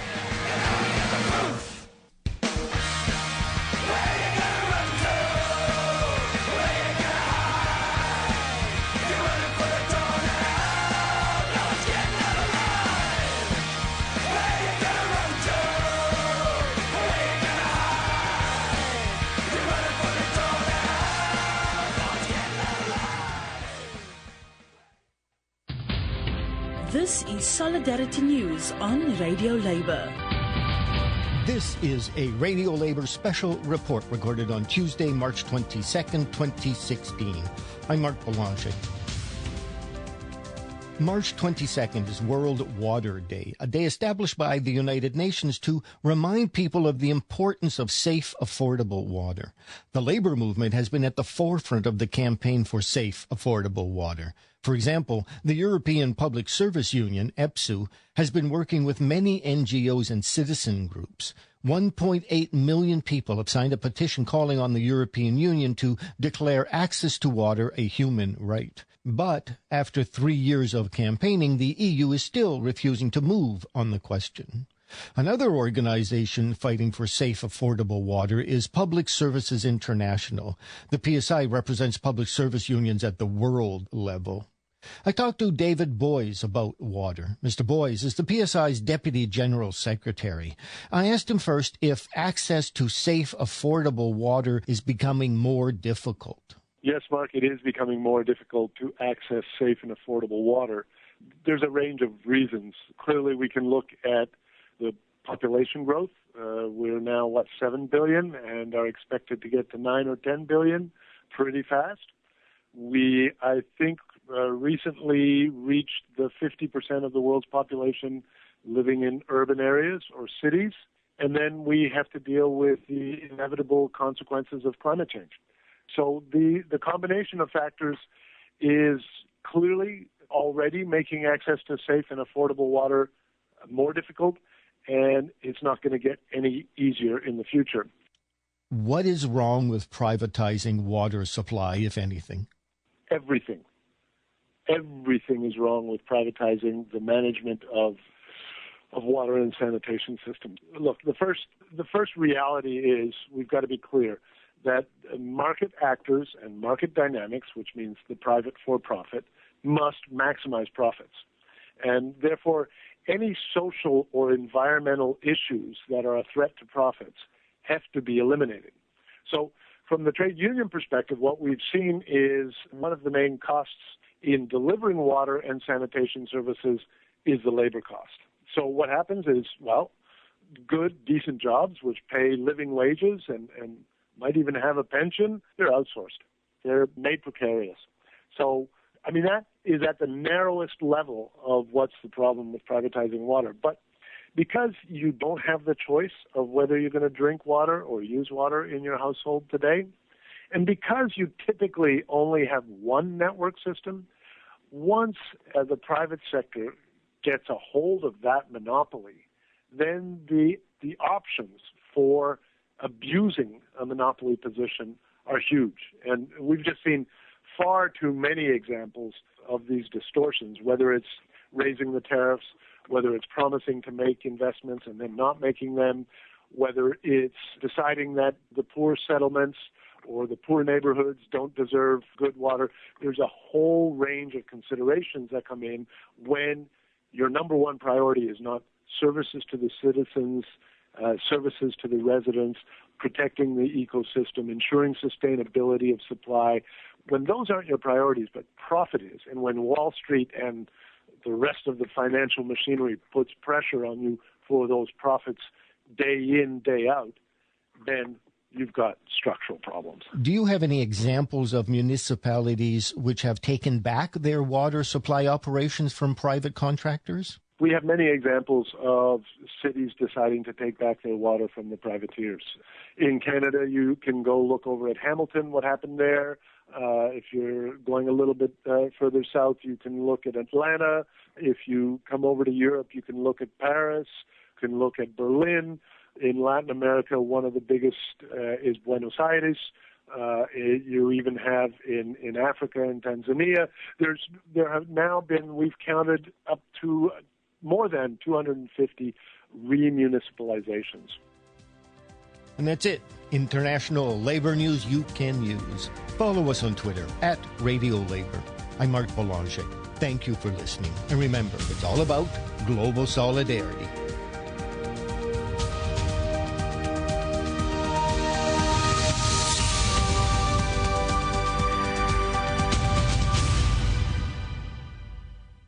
Remembering that united we bargain, divided we beg.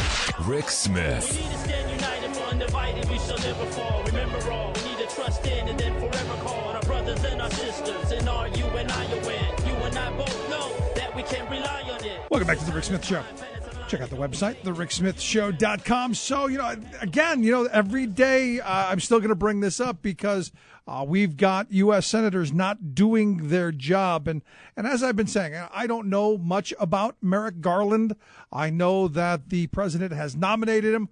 He did his job. He put someone forth. It's now time for our senators to at least pretend like they're going to go through the motions, which just this whole line in the sand seems dumb to me. But here to talk about this whole nonsense, I've asked Michelle Jawando. She's vice president for legal progress at the Center for American Progress to come to give her thoughts on this. Michelle, thanks for taking time for us. Thanks so much for having me, Rick. So are we thrilled with Merrick Garland? We are, and let me tell you why. I'm a proud progressive, but I also have the honor and privilege of working on the Senate side as chief counsel to Senator Gillibrand from New York when we were going through the confirmation processes for Justice Sotomayor and Justice Elena Kagan. And I will tell you, just from that moment to where we are now, the Senate is fundamentally different. And what's great about this pick is you have someone who you had senators like Orrin Hatch go to the floor of the Senate and say that this is a candidate with unmatched credentials that should be considered for future Supreme Court seats. And now you have an opportunity to do what he said to his colleagues should happen. And so I think it was a great pick for this president.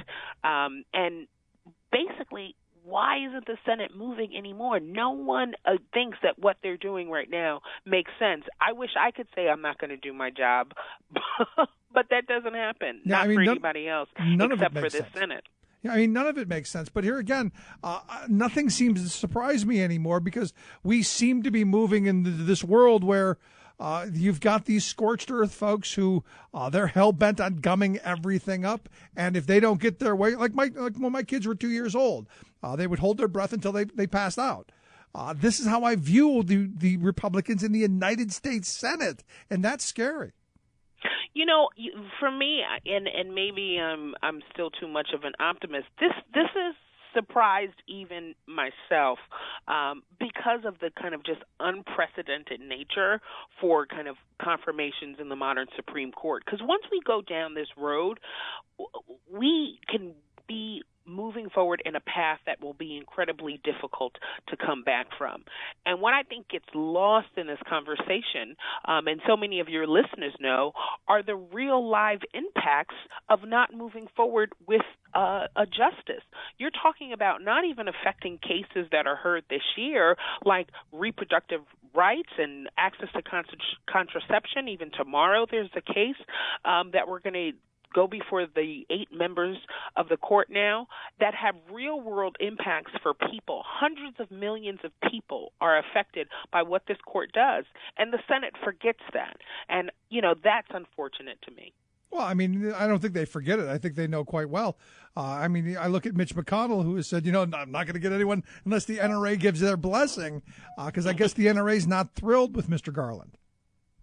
Yeah, this is the thing. What's so funny about Garland is that you see people who are searching for a reason to oppose him. The NRA are basically trying to come up, and I would say it's the gun lobby, are trying to come up with a reason to oppose someone over a procedural matter, not looking or talking about anything substantive, but on a procedural matter that other conservative justices that also sat on the D.C. Circuit of Appeals did the same exact thing. So it's a stretch by any sense of the imagination to oppose him.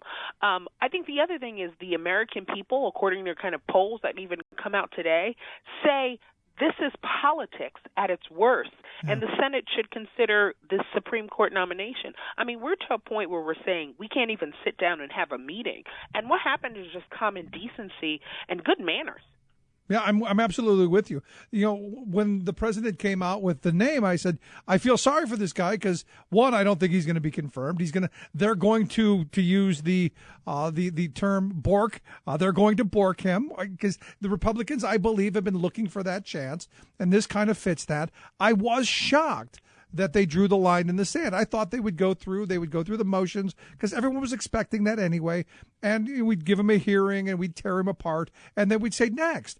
I was literally shocked that as many Republicans like Pat Toomey here in Pennsylvania have come out and said, no, we'll wait till down the road. Just shocked. You know what? I will say this. I still believe strongly that Judge Garland will be confirmed and be a justice. And the reason I say that is for a few things. I think the more that the American people hear that senators aren't doing their job, the more upset they get. And there are a number of really important states where that message is resonating. Yesterday, there was this massive day of action. You had people demonstrating in over 21 states saying, listen, I have to go to work and do my job. The least you can do is yours. And I think the closer we continue to hear about that, the more people get engaged. Senators got to pay attention. If they want to keep their jobs, they'll pay attention to this. And so I do believe that you will see Judge Garland, because no one can say anything about his credentials.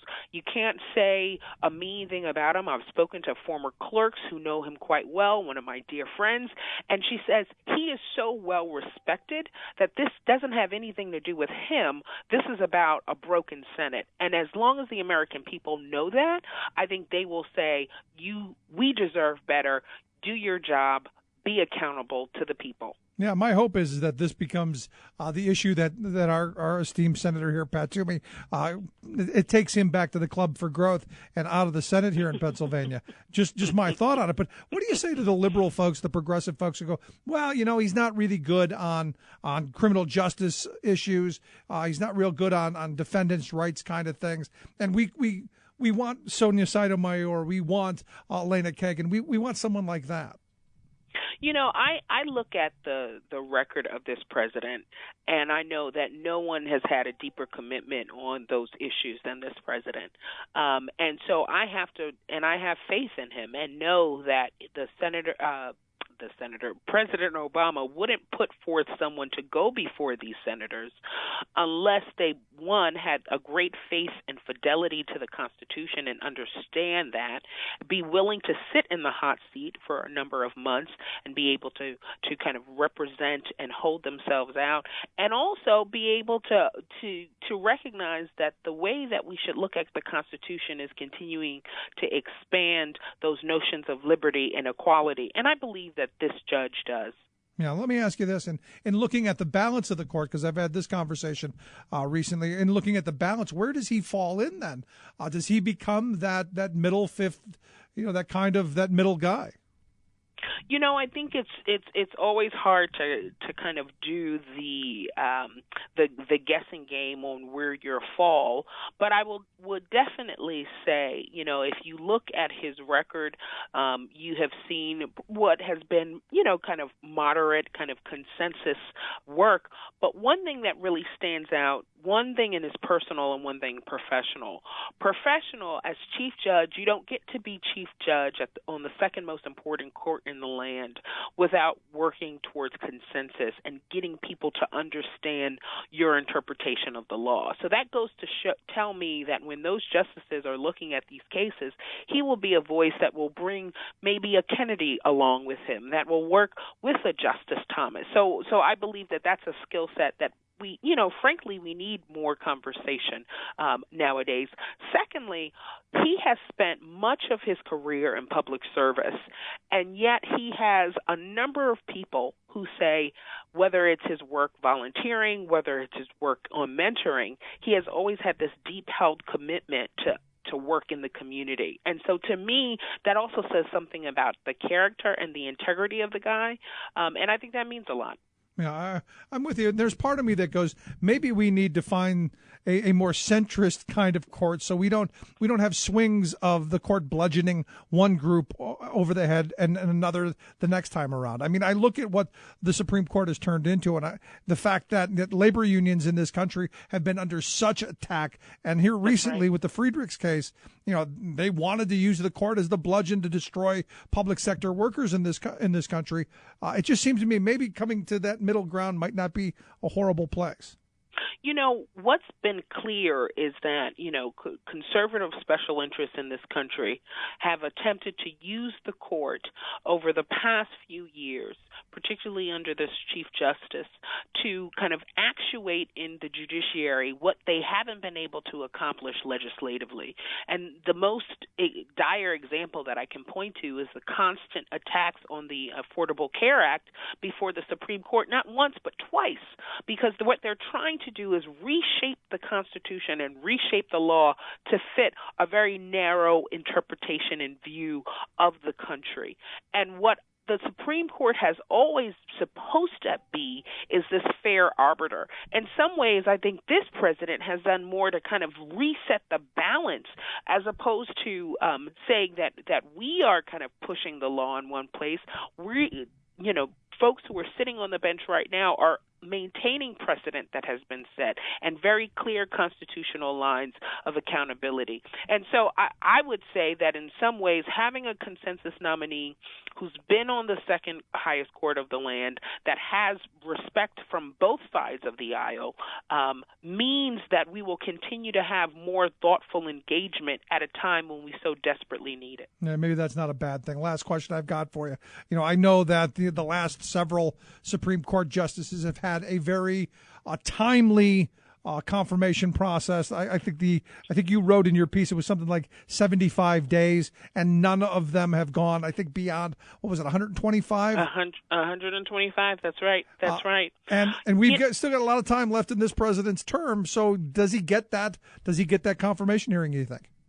I believe so. Listen, we have more than 300 days left before the end of this president's administration, and we've never gone past 125 days. And I don't think, if you think about the history of the Supreme Court, I mean, we're talking about the history of the Supreme Court never going longer than that time period. I can't believe that this Congress wants that accomplishment on their heads. And I think, quite frankly, the American people are speaking up and saying, listen, I'm doing my job, you do yours. And the American people are saying, not only should you vote on this guy, this is someone who should be confirmed, because we need more people like him in public service, quite frankly. And so I think I firmly believe that we're going to get him confirmed. The question obviously is when, but I'm going to be working to speed it up as much as I can. Yeah, it's interesting times because, had this been a year ago, 5 years ago, I would have agreed with you. I really don't know with the likes of Mitch McConnell and the rest of I just don't know how scorched earth they are and how far down this we're going to go. All right. But we will see. We'll be in it together. Michelle, I appreciate you taking time for us. Thanks so much. Thanks so much. Have a great day. Always great talking with you. Michelle Jawando. She is the Vice President of Legal Progress there at the Center for American Progress. You want to check out their work? Just go to thericksmithshow.com. Click on Michelle's name. Take you right there. Quick break. Right back after this. Stick around. Listen to The Rick Smith Show.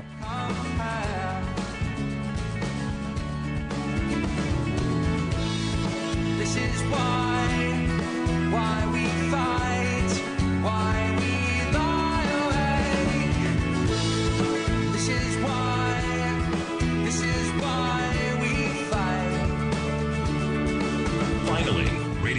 the rest of us. Rick Smith. Big news, people, especially for those of you upset by the skyrocketing prices of the essential prescription medicines you take, including thousands of patients who were hit last year with a 5,000% increase in one life-saving drug. Determined to do something about those despised price hikes, drug makers themselves have reached into their corporate toolbox for the two most effective means they have to fix their price problem. Of course, putting more corporate cash into research to produce new medicines would be one of those tools, and a renewed commitment to honest competition would be the other. Right? Right. But Big Pharma gave up years ago on doing right, turning to two other corporate tools that have reliably generated a gusher of profits for them: advertising and lobbying. So here they come, wielding bigger-than-ever ad and lobbying budgets to deal with that pesky matter of public anger at drug company price gouging. The intent of the multimillion-dollar PR blitz and intensified offensive in Congress is not to restrain the gouging, but to improve the industry's image in hopes of restraining lawmakers from taking steps to rein in prescription costs. Of course, their ads dishonestly fail to mention this selfish intent, instead pitching drug makers as selfless saviors of humanity. They feature soft scenes of drug researchers in white lab coats urgently trying to find new cures, scripted testimonials from people posed as patients who've been saved by Big Pharma, and, of course, scenes of drug makers altruistically aiding poor people. This is Jim Hightower saying, so, you see, the industry is spending millions on this corporate medicine show not to protect its notorious profiteering, but to protect you from public officials who might try to stop them from overcharging you. These incorrigible gougers are enough to make you sick. What do the corporate powers from Wall Street to Walmart have in common? They hate the Hightower Lowdown. You can see why at www.hightowerlowdown.org. From United Nations headquarters in New York, this is your World in 2 Minutes. I'm your host, Luke Vargas, for Talk Media News. President Obama and Cuban President Raul Castro held a historic joint press conference in Havana on Monday. It's not common practice in Cuba for government officials to field questions at all. Obama pushed Castro to interact with reporters, urging him to field a question on human rights from NBC's Andrea Mitchell. Andrea's she's one of our most esteemed journalists in America, and I'm sure she'd appreciate just a short, brief answer. Andrea. In Spanish, Castro went on to say that human rights should not be politicized, challenging Mitchell and those listening to think of countries that live up to all international agreements.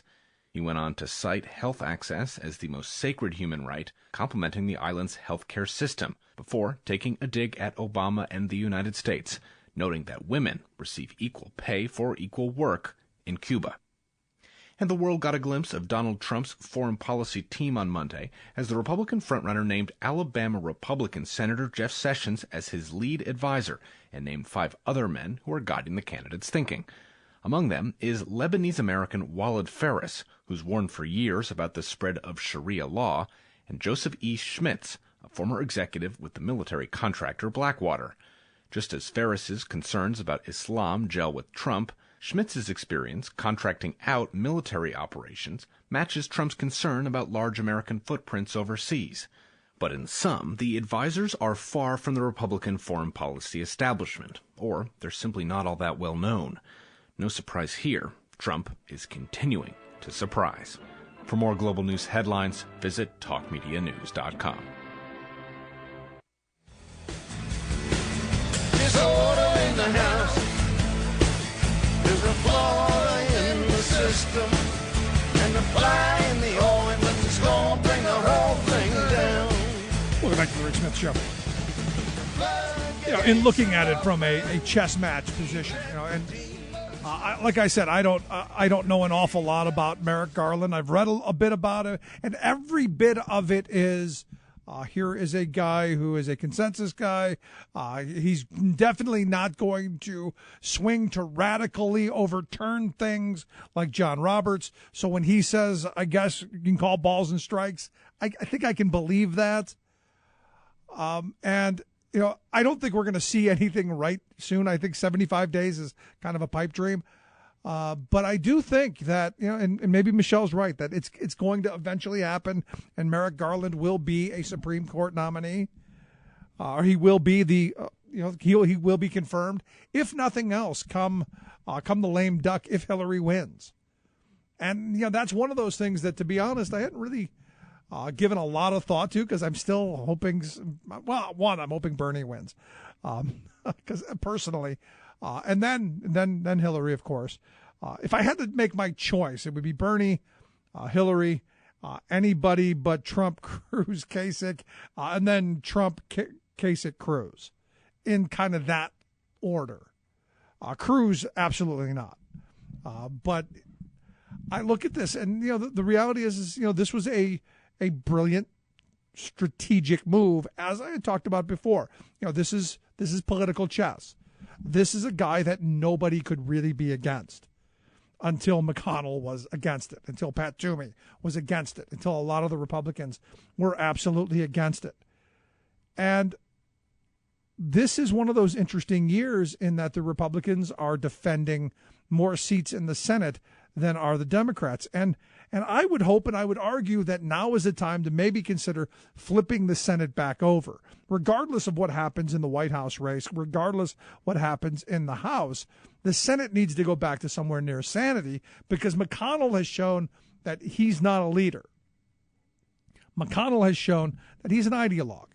One of the things that used to drive me crazy about Harry Reid is he would always, he would bring things up that the Republicans wanted. He played that middle role.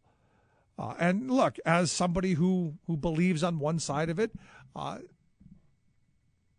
you want your guy to be that ideologue. But from a statesman's position, I think you have to have somebody who thinks higher of the institution. And what's sad to me is that we're talking about the United States Senate, somewhere, an institution that I grew up having great respect for. I may not like Pat Toomey, I may not like his policies, but I respect the office of U.S. Senator.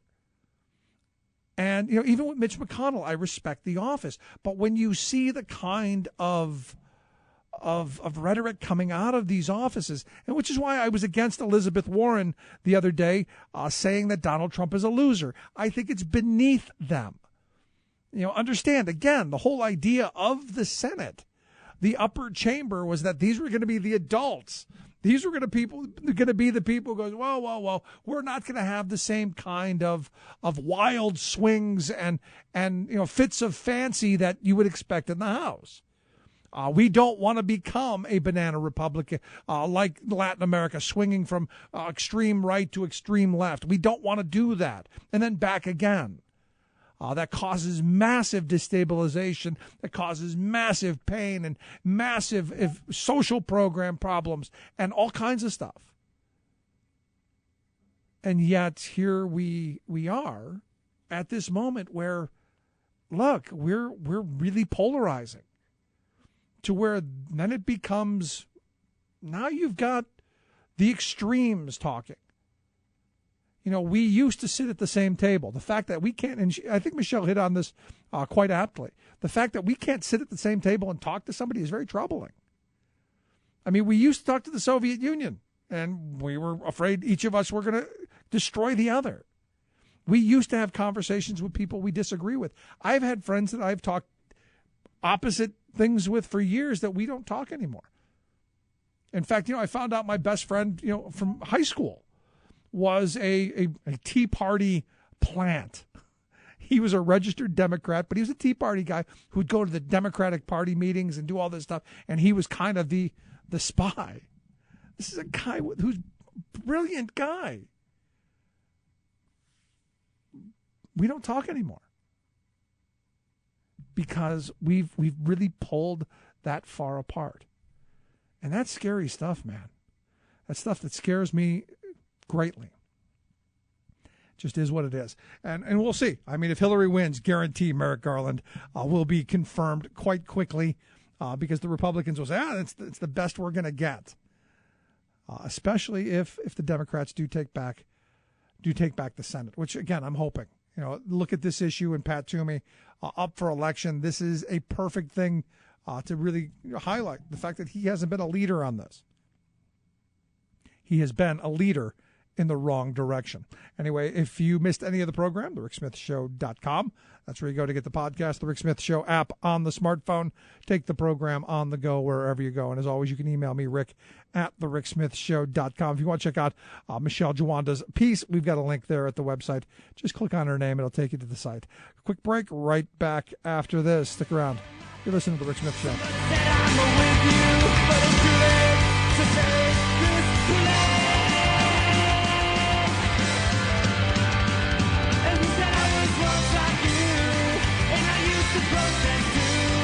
But the powers that be are too great to walk away from the rebel faith.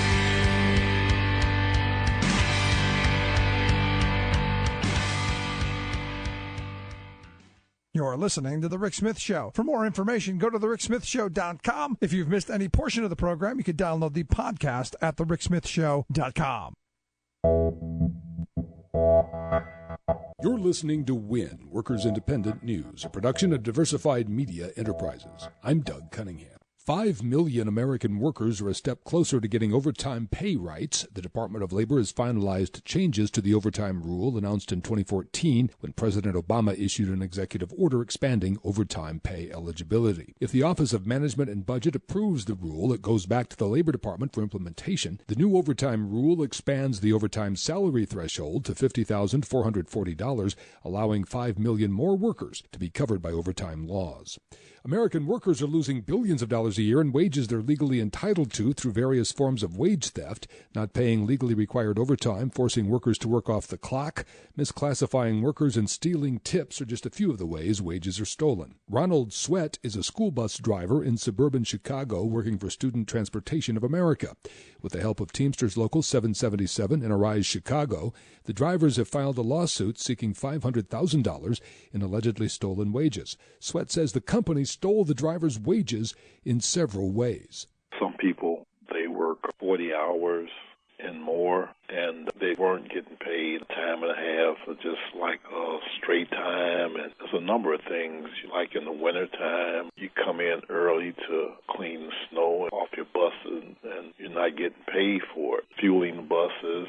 Sweat says the company has what they call an open door policy to listen to worker issues, but no real action was taken to address those issues. 27,000 Chicago Teachers Union members are deciding whether or not they want to strike April 1st. The one-day strike is being proposed by CTU leadership.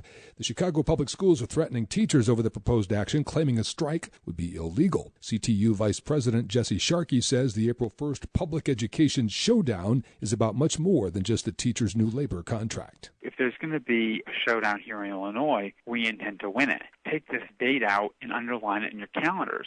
Hopefully all your listeners can come to Chicago. We're looking for a mass day of action. A caravan of minimum wage workers, union members, and their allies pushed New York's state Senate to pass a $15 minimum wage Monday.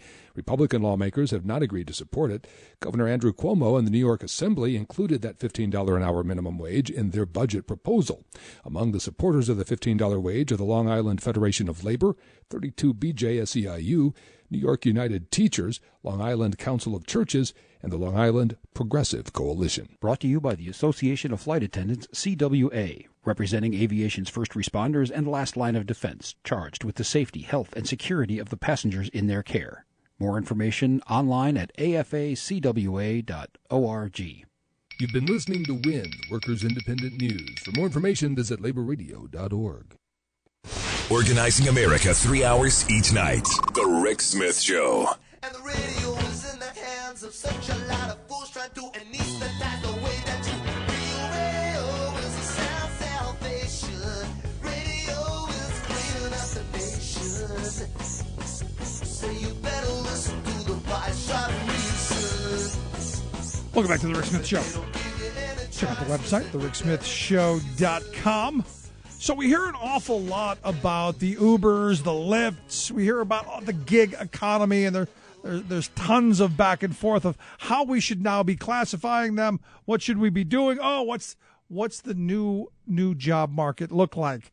And I thought talking a little bit about what's going on at Uber, lift some of those would be a great idea, which is why I've asked Dave Jamieson. He is the labor reporter over at the Huffington Post. Got a new piece out. What we call Uber drivers has huge implications. Wow, I'll get it out. Dave, thanks for taking time for us. Hey, Rick, good to be here. So what we call the Uber drivers and the gig economy drivers and workers, pretty important, right? Yeah, we're talking about huge implications for taxes, for labor protections. It's a huge deal. I mean, the whole question of independent contractors is kind of an old one. It's been around for a long time. FedEx really, was kind of the trailblazer here in making all of their workers, their drivers, independent contractors. It's really it's a way to. There's a lot of savings for a company that's going to do it that way. They don't have to pay payroll taxes on these workers, and the workers aren't covered by minimum wage and overtime laws. It becomes a lot harder to unionize if you're an independent contractor. So that's the model that FedEx trailblazed, and a lot of the rest of the transportation industry has taken it up. And Uber, though, because of their rapid growth and the explosion of Uber and as an alternative to taxis, they've really brought this whole question to the forefront. And there's just this burning debate now about, what is an Uber driver? And it's got really big policy implications. Yeah, and how we deal with this is going to have implications, I think, across all job spectrums. Because, I've been saying for years, I spent 20 years driving a truck and in the trucking industry, and I was saying, look, what we're seeing, this is 20 years ago, what we're seeing going on in the trucking industry, the hyper use of independent contractors, the shifting of costs onto the drivers and onto those least able to afford them. This is something that started there, but eventually it's going to be the rest of us. And, the whole idea of you're on your own, brother, front and center. Yeah, absolutely. And it's definitely a model that the gig economy in particular has really latched onto. Uber is kind of the most visible of them, but it's Lyft and Sidecar and these other ride-sharing apps. And it's also ones like Handy, which is the home cleaning service. They use the independent contractor model. And the argument you always hear from the employer, whether it's Uber or FedEx or whoever, is that these independent contractors have all this flexibility. Right. In reality, that's often not the case. I've talked to sedan drivers here in D.C. Again, they're classified as independent contractors, who say that they've got to be on call with this company from 7 a.m. to 7 p.m., 12 hours, and that they can't go do fares on the side if they want to. So really, how independent is that? Yeah. So you got to have to take this look at it. You know when you see it. I mean, look, there are independent contractors out there. There are workers who are truly independent who can do work for different firms if they want to, but in a lot of cases, it's not the reality. Let me ask you this, because, and to highlight that point, honestly, if you looked at the shooting in Kalamazoo, Michigan, the Uber driver there, he said it was like, the little devil got into his head. And, he was controlled. He felt controlled by this, basically saying, look, every minute of his day was watched and monitored and the whole 9 yards. Yeah, I can't speak to that guy's case or whatever role, his job played in what he did. But, I think for a lot of drivers in general, they are monitored. And this is a case, I wrote about this paper that EPI the Economic Policy Institute put out, basically saying, no, these drivers are workers. They're not independent contractors.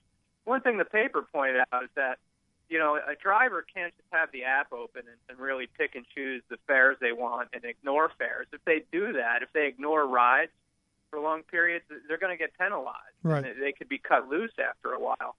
So, there's some freedom there, but in a lot of ways there isn't the freedom that a lot of people would have you believe there is. But in the end of this, aren't we really talking about going back to the bad days of liberty of contract and that whole Lochner era where, hey, Dave, if you're desperate enough to work 20 hours a day for a loaf of bread, that's your choice. You made the contract. Yeah, in a lot of areas, the independent contractor model is, it's really driven down wages, and it's made work pretty erratic. One group of drivers I wrote about were Amazon delivery drivers. These were people who have to provide their own van, pump their own gas into their vans. They got to cover the repairs on all their cars, and there's they get indebted to their own work in a way. I talk to guys who, when a van breaks down, they got to go out and rent a van, or they're going to lose their contract. And they also, in a lot of cases, end up having to eat pay cuts. If a company wants to reduce how much they're taking in per delivery, they don't have much leverage to push back in a lot of cases. Yeah. So it can be a really exploitative model in a lot of ways. Yeah, and it's not just ride sharing companies or any of that. It's so many industries. I mean, I look at what you do for a living. The journalists that I know who are freelancers, they get screwed over just as bad as anyone. Yeah, tons of fields, lots of plenty in the service industries too. I mean, you talk to hairstylists. A lot of them are working as independent contractors as well.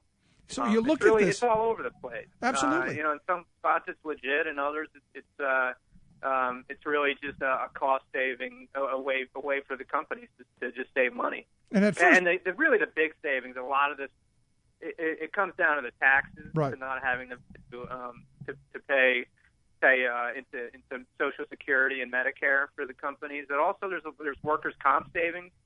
There's UI. They're not paying into unemployment insurance. So there's a boatload of ways for these companies to save by doing it, and in a lot of cases, unless they're going to be subject to a whole bunch of class actions and they're going to be going through all these settlements, they keep doing it. Yeah, and the more they get away with it, the larger and larger they get. And I guess this, to me, this fuels anger amongst the working class, because a lot of the people I know, they feel like they're getting screwed every which way they turn, and their government's not there to help fix this stuff. They're just at the whim and the mercy of these big corporations. Yeah, and a lot of these things, they take forever to hash out in terms of, how to handle them in a regulatory way, and you end up with a mishmash of different decisions, court decisions all over the country, and different states, or California is saying one thing and another state saying another. You look at these FedEx cases; they go back decades, and they're only now just coming to a head. So I do think it's frustrating for a lot of workers, and I think a lot of them feel that the independent time is just another way to kind of pull any leverage or bargaining. And to make sure that people don't have the ability to unionize. That's right. That's a huge piece of this. When independent contractors, in most cases, technically, they're not going to be able to unionize because they're technically not employees. I mean, sometimes I think the labor board has ruled that in particular cases, they've said that the model at work is bunk, under particular companies. But in general, where the model is holding up, it's next to impossible to unionize. Yeah, but let me ask you a last question on this before we move on. Is it possible for them to be considered employees and be paid a decent wage and to be able to perform the tasks they perform, and the company still be profitable? Has anyone asked that question? Yeah, and there are some companies, some of these, at least a couple on-demand apps that I'm not familiar with, that I don't use, have decided just to switch and make these workers, call them employees. I think because they didn't want to deal with the confusion and the lawsuits and all of that. Uber adherents would argue that this will make Uber disappear. I don't think that's the case. It would make Uber, by definition, probably less profitable because they're going to be paying payroll taxes all of a sudden. But that doesn't mean that a lot of the advantages that Uber has over taxis suddenly disappear. I mean, look, I live in D.C. People have complained for decades about the taxi system here. and how hard it is to get a taxi, promptly. Just because Uber, is suddenly paying people, wages while they're on the clock, that doesn't mean that the speed that Uber has, that has to disappear. I just don't see it. Yeah. I mean, I see Uber becoming less profitable. I don't see them disappearing. I'm with you. And at the end of the day, it comes down to less for them, more for the workers, or in this case, less for the workers and more for them. Yeah, it's interesting. I like to talk to Uber drivers when I can and ask them about this, and you hear a kind of a mix from them in terms of what they want and how they want to be classified. A lot of them say they like the flexibility, but I don't think necessarily the flexibility disappears just because suddenly an employer has to track your hours and pay you a wage and pay taxes on you. There's a lot of confusion and among the general public too, I think, about what the implications are. Uber has a legion of very fervent fans, and when they are under threat, they have a huge lobbying apparatus now, and when they're under threat, they can mobilize their users, and they've mobilized them quite well on this issue. Yeah, no, they most certainly have done a good job at lobbying and all of that, just not such a great job of treating their workers well. Let me ask you about another story you had written about Donald Trump and his working class appeal. As you put it, his working class appeal is starting to freak out labor unions. Are you surprised that Donald Trump has had the kind of appeal to union members as he has? I'm not when you think about it. A huge issue here is trade.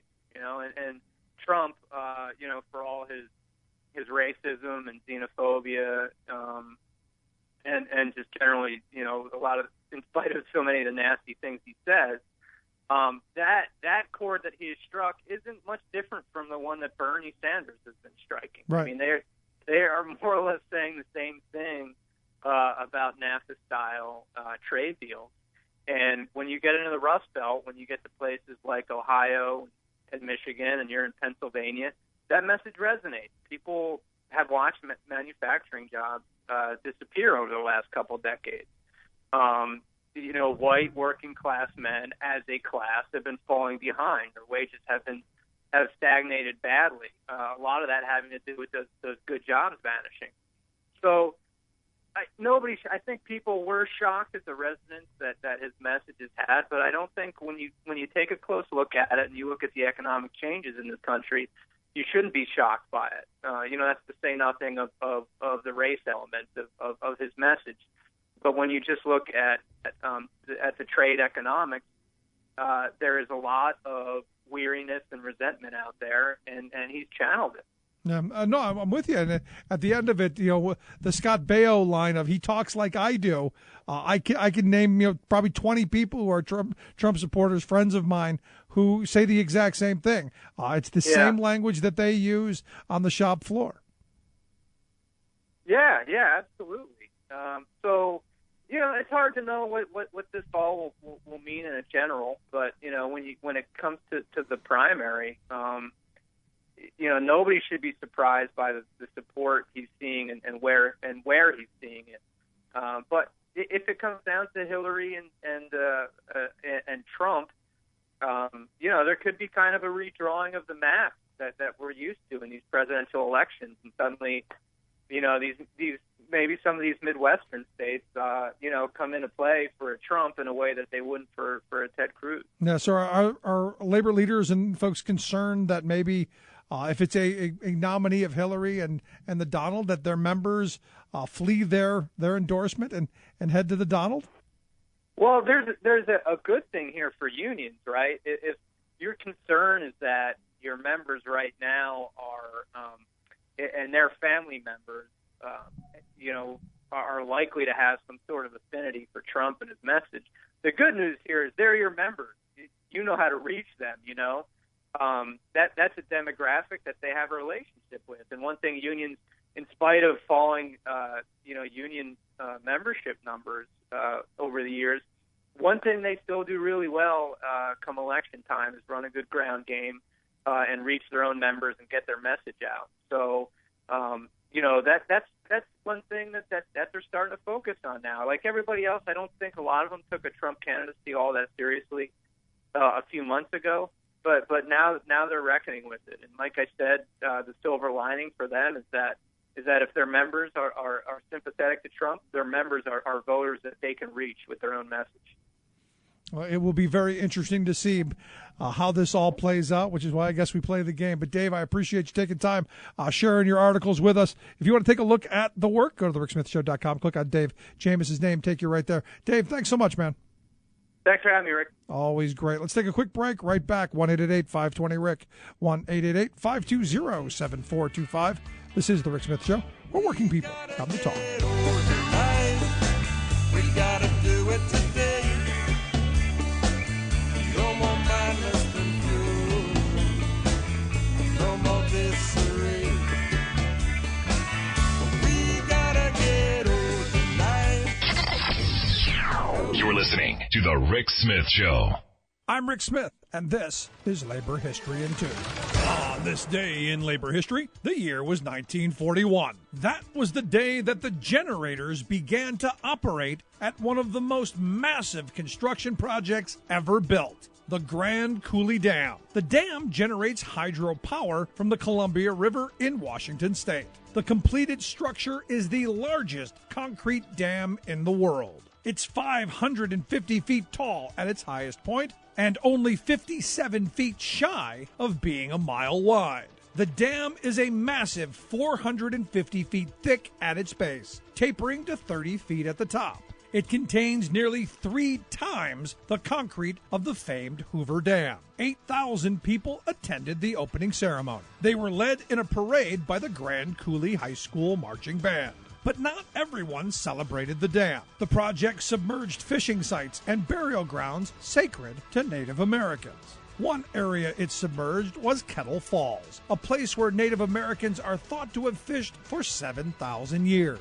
The project also took its toll on its workers. 77 men died while building the dam. One was Gerald Cobble, a 32-year-old worker who was struck and killed by a heavy steel bucket. During the tough times of the Great Depression, men had flocked to Washington in hopes of landing a job. Thousands found work on the project. The workers labored by shifts around the clock to construct the massive foundation. The Coulee Dam became known as the biggest thing on earth and inspired this song by Woody Guthrie. Well, the world has 7 wonders. Like what you hear? Check out more at laborhistoryin2.com. Towers, I guess you know them well.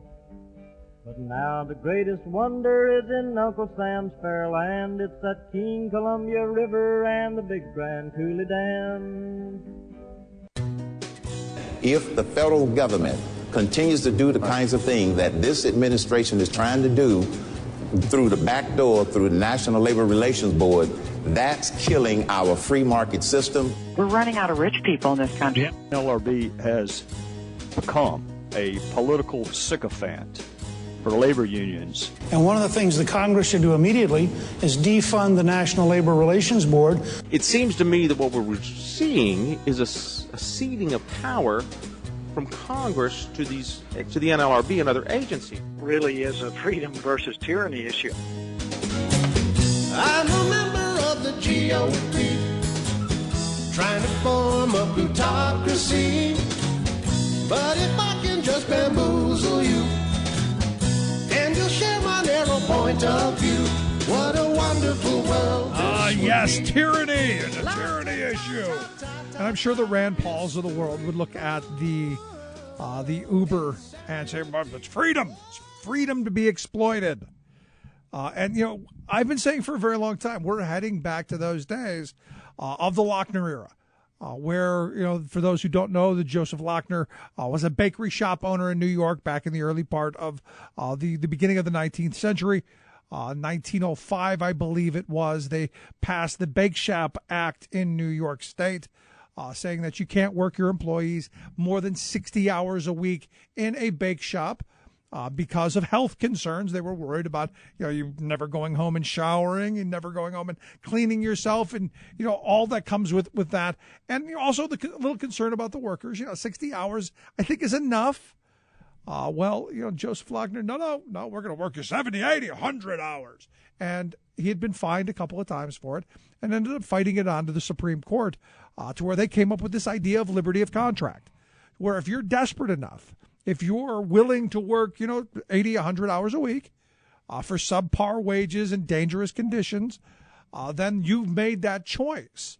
And this is another one of those scenarios where the conservative ideology is you should be exploitable. That, if you're willing to allow yourself to be, because you're going to pull yourself up by your bootstraps, that it should be allowed. What the conservative, and look, I agree with the idea of working hard. I agree with, putting in the extra hours. There's nobody that I know who's more of a workaholic than I am. And I understand it completely. But at the end of the day, there's a difference of choice and demand. There's a difference in me choosing as a small business owner to work 100 hours a week as opposed to me working 80, 100 hours a week for Uber or Lyft as a kind of a fake small business owner. Because that's what they want you to be. You're your own boss. And I think about my truck driver friends who bought into, you're your own boss. But be here at this time and pick this up and take this there and do this, do that, wear this, put this on the side of your truck. But you're not an employee. You're your own boss, but do exactly what we say, when we say, and how we say. But you're your own boss. Yeah, that. So I look at this and we're having this conversation again. And I don't know that we're really having the conversation as much as it's being imposed upon us. In that, look, times are tough. People are desperate. So you go, hey, I need to make an extra couple of bucks. Hey, maybe I can put this Uber app on my phone and maybe I can pick up a couple extra fares, make some money driving people around. Maybe I can do that. I can sign in for my off hours and, maybe I get a fare, maybe I don't. Who knows? It's a way to make extra money. And look, I'm not against the idea. I've never been against the idea of people picking up extra work. I've done it for years. I've always, my wife often says, I've never known you not to work 70 hours a week. It's because, I grew up poor. So, growing up poor makes you go, I'm a chronic workaholic because I don't want to be poor again. And I get that. But at the end of it, what we're seeing cropping up around us, where in little instances where you go, it's my right to do, you go, yeah, you have the right to bang your head against the wall, but you don't have the right to bang your head against the wall and then make it be where I have to bang my head against the wall too just to survive. And this is where government policy, this is where the National Labor Relations Act, this is where regulatory oversight is needed so that we're all not in a situation where we're banging our heads against the wall. I used to say, go ahead, make your own bad deal. Because, as a Teamster, we always had a couple of meesters. They were in it for themselves, and they were going to make their own deal. And they always got screwed. They always got themselves in trouble. They always got the short end of the stick, and then they always came back and complained.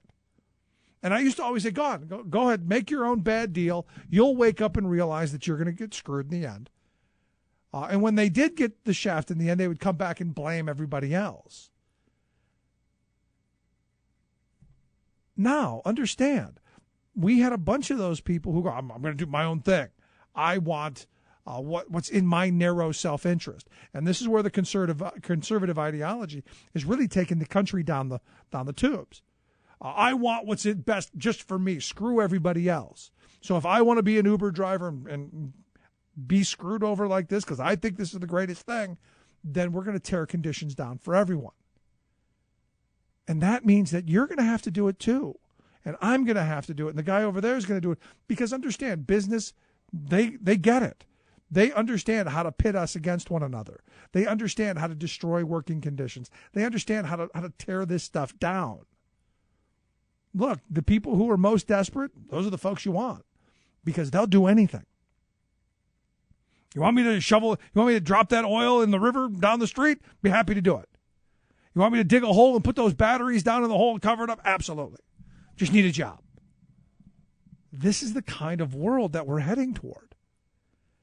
And, for me, I look at this this Uber or this Lyft, I look at this and, these guys have been getting screwed for years. They've been getting shafted for the years that they've been doing this.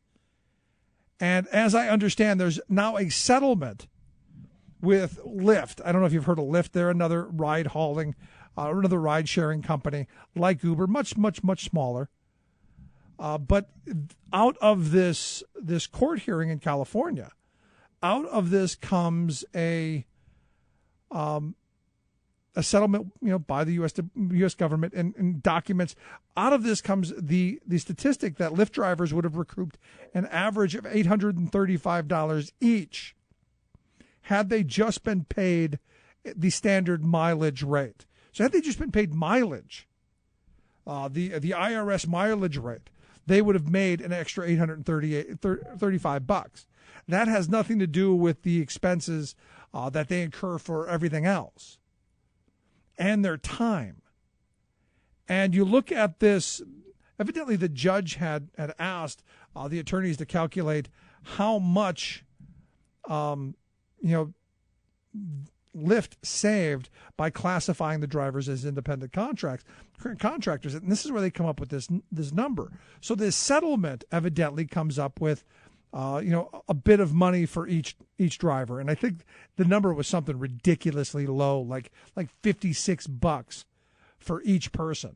But what they found is the vast majority of the drivers, and this is a situation where you have a massive supply of people willing, and you're not paying them. So you've got a free reserved workforce. They evidently had 150,602 drivers that were included in this settlement. Of that, more than 100,000 had driven fewer than 60 hours in the past 4 years. And, you look at this and you go, wow, how do I get that? They found that, of the drivers that racked up more than 1,000 hours in those 4 years, only 1,500.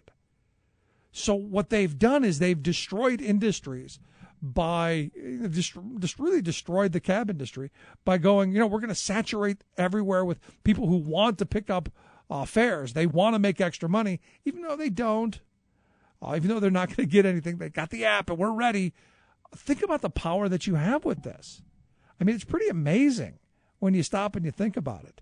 Now, Lyft, the co-founder there, John Zimmer, he says that the company, the drivers would be better off by their company programs because higher payments to the drivers, they get tips. Hey, you get tips and discounts on gasoline.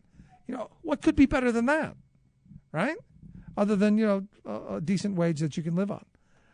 Now, evidently, they've agreed to settle a class action lawsuit. Lyft is going to pay $12.25 million, which, again, drop in the bucket. But they're going to pay it just because to get out from under it. Now, there are a number of drivers, I believe 5 of them, and the Teamsters Union who have objected to the settlement because it basically shortchanges the drivers. They're going to continue to be independent contractors. The Teamsters have also filed a complaint against Lyft with the National Labor Relations Board. And the hope is that maybe we throw this stuff aside and we wake up and realize that we need to have an employment class, not a bunch of independent contractors who are exploitable and easily hired, fired, moved around, and all of that. Something seriously wrong with these huge companies. Let's take a quick break. When we come back, we're going to talk about the news. Stick around.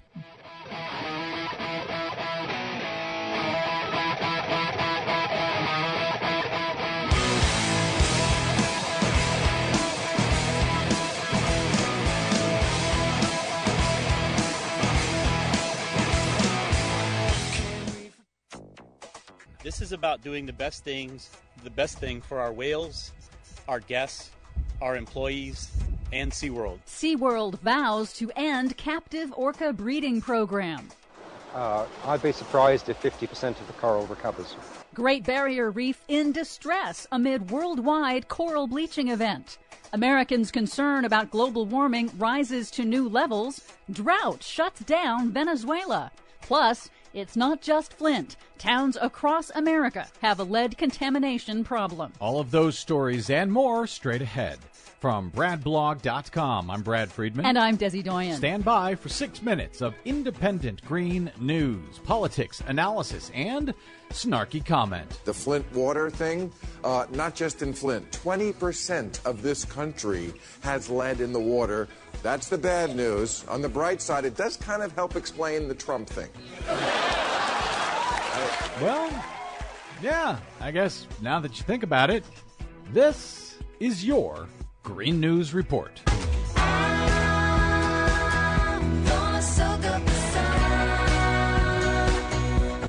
Okay, Desi Doyen, as you mentioned in the opening, the problems with lead in our drinking water are not confined only to Flint, Michigan, and not only to supporters of Donald Trump. That is unfortunately true. Many towns across the country have a lead contamination problem in their drinking water. That's according to a new analysis of EPA data by USA Today. Test results over the last 4 years show nearly 2,000 additional water systems with excessive levels of lead that in total serve about 6 million Americans. 2,000 water systems? Yes, and by law, states oversee enforcement of water standards, and the EPA's authority to intervene is pretty much limited. So you're being an apologist for the EPA? I'm being a realist for how the law is written. Oh, you and your realism. The nation of Venezuela is shutting down all but essential services for a week in an emergency move to conserve electricity. Venezuela is heavily dependent on hydroelectric dams for their electricity, but prolonged drought exacerbated by El Nino has severely reduced the water available for generating electricity. Critics also say that the administration of Venezuelan President Nicolas Maduro has failed to maintain electricity infrastructure. SeaWorld has announced it will stop all breeding of killer whales in captivity and that the generation of orcas currently in SeaWorld's care will be the last. According to the president of SeaWorld Park San Diego, John Riley, at a press conference, society's attitude is changing. The world is changing, and in the case of orcas, it is an attitudinal change that we helped create. And now we need to change too. These announcements show that SeaWorld is listening and changing. The public backlash to SeaWorld's captive orca program began with the documentary Blackfish a few years ago. What is now uncertain is how SeaWorld will care for the remaining 28 whales in its possession. Here's marine biologist Naomi Rose. They need to get out of those tanks. I don't think those tanks are good for them. And so I would like to continue a dialogue that explores options such as seaside sanctuaries, coastal sanctuaries for these animals where they'll be in more space and a more natural habitat. The National Oceanic and Atmospheric Administration has confirmed NASA data that February 2016 was the hottest February ever recorded and the 10th month in a row to break the monthly global temperature record for that month. Partially goosed by a record intense El Nino, 2016 is now on the path to surpass 2015 as the hottest year ever recorded globally. How long have we been doing this show? About 7 years. How long have we been saying exactly what you just said? About 7 years. Yeah, okay. Well, you might be happy to learn that Americans' concern about man-made global warming is rising again. According to a new Gallup poll, concern has returned to levels last seen in 2008. Well, hang on. That's when we started doing the Green News Report. Well, so maybe it's having an effect. Yes, ever since we started talking about it, interest has gone down. But now it's back up again. Okay. A majority of adults, 64%, now say they are worried about global warming. That's up 10% from last year. And maybe coincidentally, the same number of people say they personally experienced that record warm winter we just had. Don't worry, I don't blame you. The oceans are also warming, and record-breaking temperatures in Australia have triggered a severe coral bleaching event in the Great Barrier Reef, putting officials on high alert. Extended heat causes corals to turn white and die, and reefs around the world are now experiencing the longest recorded bleaching event in history. And it's not just tourism that's affected by coral bleaching, but also the food supply, according to Professor Uwe Hoag-Goldberg of the University of Queensland. Many parts of the world, if we continue on this journey, will become increasingly vulnerable to insecurity in their food supply. Around 300 to 500 million people get their daily food and livelihood from coral reefs alone. Well, if we just keep saying it for another 7 years, maybe people will start figuring it out. For much more on that story and the ones we couldn't get to, check out our website at greennews.bradblog.com. You can download our reports anytime via Stitcher, TuneIn, or iTunes. Find us and follow us on the Facebooks and the Twitters at Green News Report. I'm Brad Friedman. And I'm Desi Doyen. And this has been your Green News Report. Time after time. Time after time. Time after time. Time after time.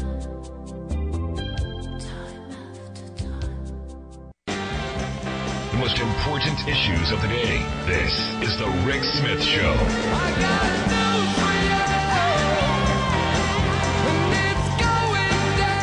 So let's find out what's going on around the world. Bob Ney, Talk Media News Service. Bob, thanks for being here, man. Did I lose you? Happy to be here. No, I thought I missed you. I wanted to jump right in because there's a lot of stuff to get to. What do we know? What's going on in Brussels? Well, horrific attack, 3 explosions. The toll of loss of lives has mounted. Started at 13 this morning when I was reporting. I think it's at 34. A lot of people injured. Suicide vests were used. They did find one that wasn't detonated.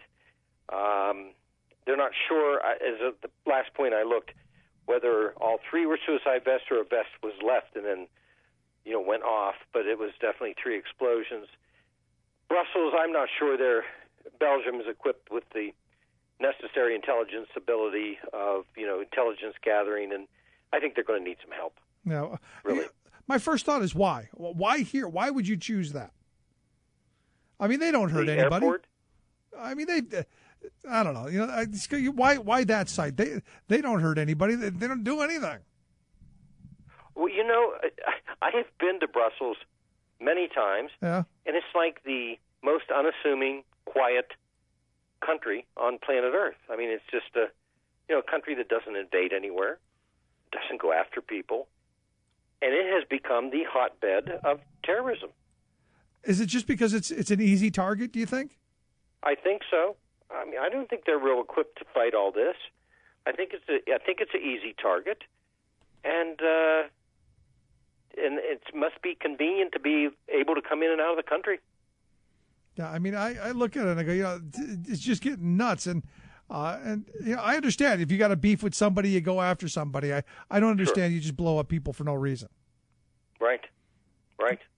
Just nuts. Well, of course, the mentality of these lunatics. I mean, this isn't going to end. They don't care. Well, I mean, you're talking about mass desperation. So how do you change that? I mean, more turning small rocks into smaller rocks. That's not the solution either, I don't think. I think it's a two-pronged approach, and nobody wants to hear this. And I know what my friends say to me when I say this. After we beat Germany, and I remember Chancellor Helmut Kohl telling us this personally to us. They had a Marshall Plan, and they rebuilt Germany. Otherwise, Germany might have become, far worse than it was when Hitler started everything. Right. And I understand this is not all about the fact that, socially these people haven't, had the best world. It's not all of that. But military is part of this, and incursions are part of this, and unfortunately, bombing is part of this. But somewhere along the line, we've also got to somehow, communicate, reintegrate people. We don't want, people going from children to adults killing everybody. I don't know. I think it's a multiple-phased problem. Yeah, I mean, but I have some friends who are like, we should just turn that whole region into glass. And I'm going, don't think that would help. Right. I agree. I'm more of the mindset. Picture. Had we went into Iraq and built hospitals and schools and dropped food from planes instead of bombs, I think we'd be a lot better off. And I know maybe that's just my hippy-dippy liberal view. No, I think you're 100% right because, look, we invaded Iraq and destabilized the entire Mideast. I was called on the carpet the other day because I posted something about Karl Rove, and I was called on the carpet by some people for it. But it's true. He lied, and they went in there, and they destabilized the entire world, and they created, ISIS, along with the Saudis, who funded it because they're mad at the Iranians, And then there's the other thing, too. Everybody, they're our enemy.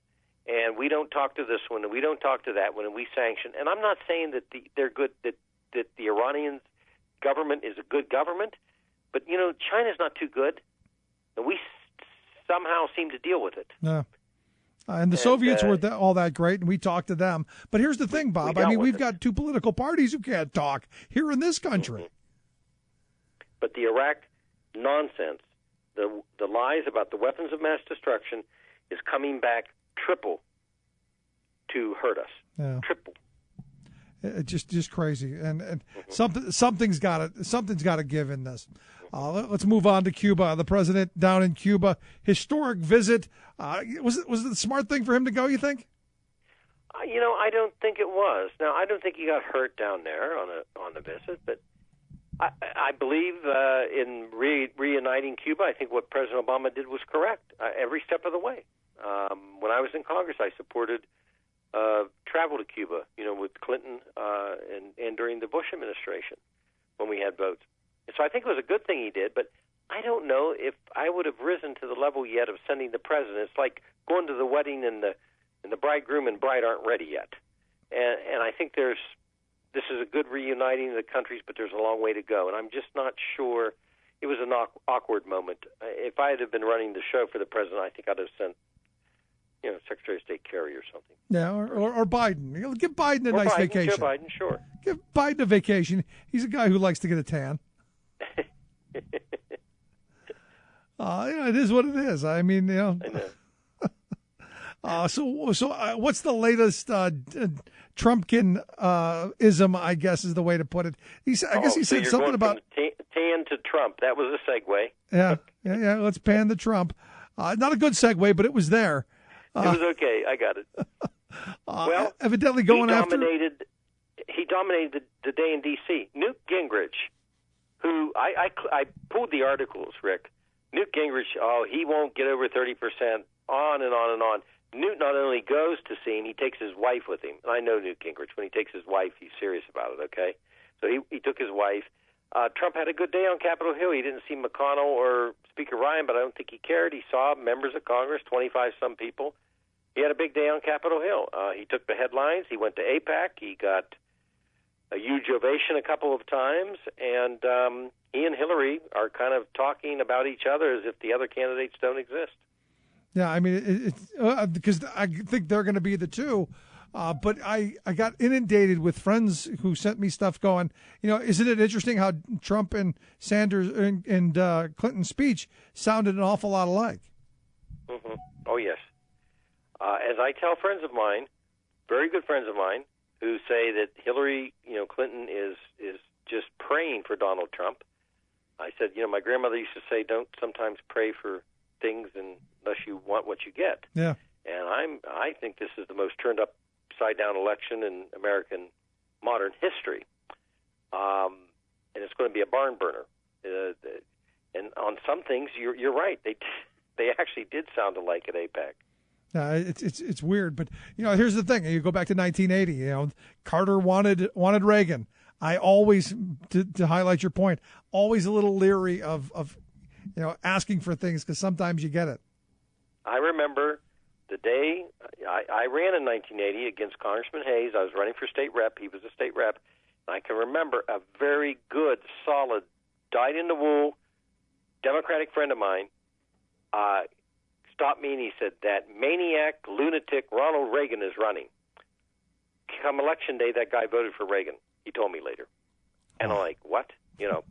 So I think that this is a turned upside-down world, and I don't know who's going to come out of these primaries, but it's going to be a battle to the end. Now, do you think there's any chance that there'll be a shenanigans at the convention? I just don't see if Trump goes in with the majority. I don't know how they can, with any sanity, throw him out. Well, no one said that Karl Rove and Mitch McConnell are bright human beings. This is true. Just to pick on two of them. Boehner's gone. I love to pick on him. He was gone. cutting his grass. He tweeted out a picture of himself. Nobody said that they're all bright, all right? Right. And they might try something, but I will tell you this. I tell this to everybody, having been in the Republican Party for years. if they broker this convention, if they manipulate, if they try to bring outside people in, they try to change rules, the Republican Party will cease to exist. It will break into three parts, and they will lose the Senate, and they might lose a ton of seats in the House. They can't broker this convention. They can let it go round after round. They cannot manipulate it. Wow. They're done if they do. Oh, well, at least there's something to look forward to, right? Yes, sir. I understand the FBI can unlock the iPhone already. Oh, I don't get it. They go to court. They need this. They need that. The phone has to be unlocked. And all of a sudden, okay, we can suspend everything. We found a third party to do it. Don't worry about it. Makes me suspicious they wanted Apple, which I think Apple used this for publicity, don't get me wrong, but it makes me suspicious they wanted Apple to put something in all these devices so it would make it just a little bit easier for them. This has become a very weird turn, I think. Yeah, I mean, I look at it, and I said from the beginning, I can't imagine that it is where no one can get into it. There's got to be. Look, when you build something that is impenetrable, someone's always going to try and figure out a way to get into it. There was an ulterior motive from day one by the government going to court. Sure, I mean they wanted to be able to legally say we can check anybody's stuff at any time. Sure, right. All we have to do is either they found a way or they gave up for now. Well, look, they don't. They're the government. They don't run out of time or money. Or money. That's or right. money. And finally, I understand Rob Ford passed away. Yeah, he had cancer, but with his drug use, alcohol, it all came crashing down at the age of 46. But he didn't run as mayor, and then he won a landslide seat on council. A lot of people don't realize that. He won a landslide. Yeah, how is that possible? I mean, it's like Marion Barry becoming, mayor of D.C. again. Let me give you an example of something. Congressman Wayne L. Hayes had a sex scandal with his secretary, Elizabeth Ray. He resigned from chairman of House Administration, came back to Ohio. I challenged him. He won their state reps race. I barely beat him. I actually liked the guy.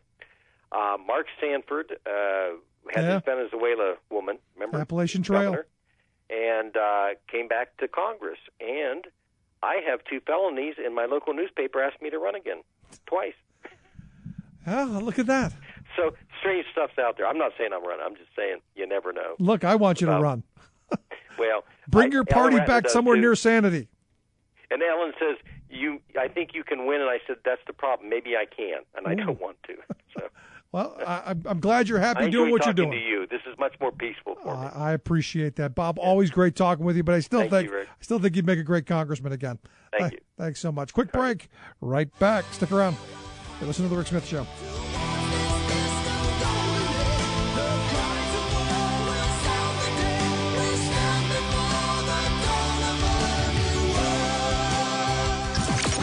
Radio of, for, and by we the working people.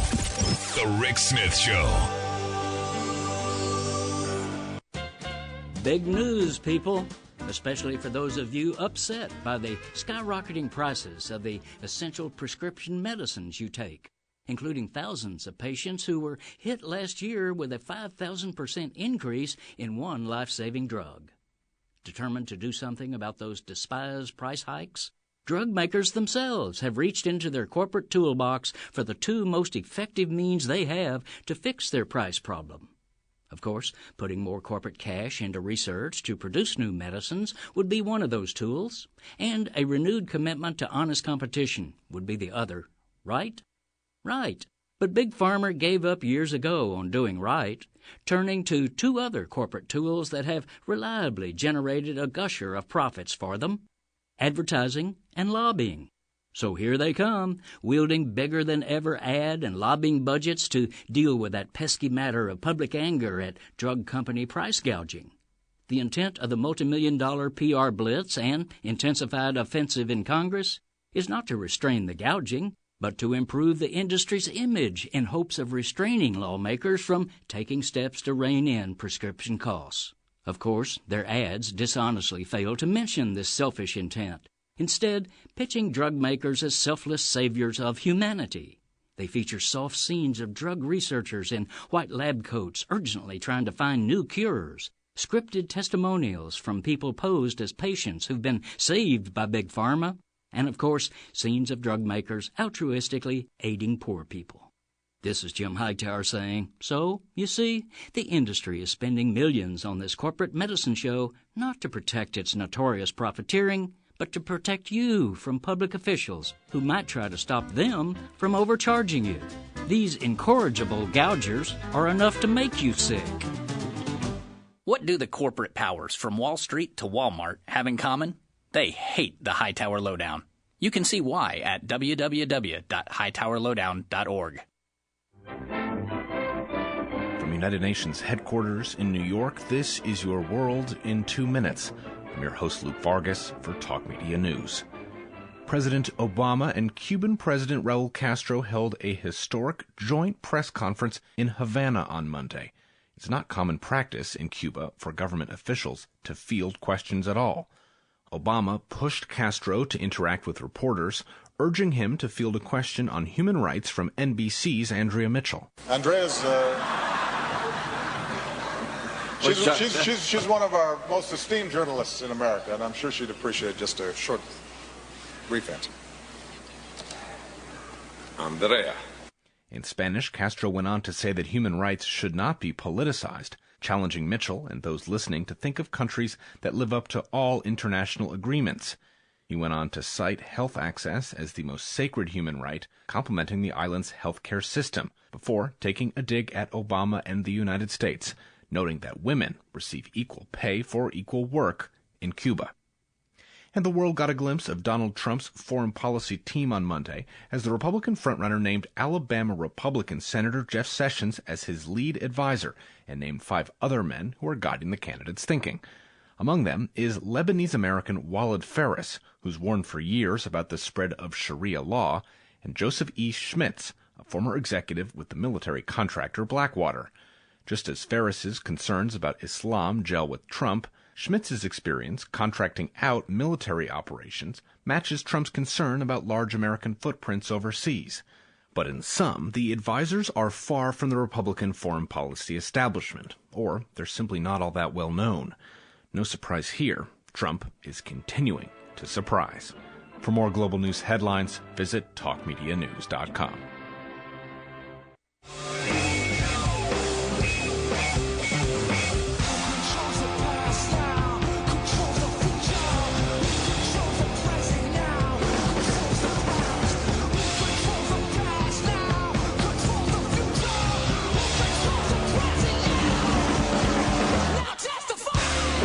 Story to finish up the day with. The idea of who killed Sundays. Turns out it looks like Walmart is not to blame for this one. Evidently, Walmart had a little premium pay for Sunday shifts. Now, granted, they don't pay much to begin with, but here coming up very soon, they're going to get a little bump. I guess workers who have been with Walmart for at least 5 years are going to get a one-time little shot to the paycheck, $200 to help. It won't be horrible, but hey, it's a little something. But in the end, it means no more premium pay for Sunday shifts, as the idea for compensating people for toiling on the day of rest pretty much gone. And I remember as a kid, Sunday was a family day. Sunday, even in the poor neighborhoods, you went to church, you did your thing, and Sundays were off. In fact, I think it was like 34 states across the country in the 60s had blue laws where nothing was allowed open except essential things. And the retail industry fought and begged and pleaded and of course, lobbied to make it that, people could go and shop. Because, hey, what can you do better than spend the time home with the family and doing that stuff? No, you go shop. And, the reality is unions were pretty happy about it because, look, we could ask for more money. In fact, I remember my grandmother working in a small department store in Cleveland, getting double time on Sundays.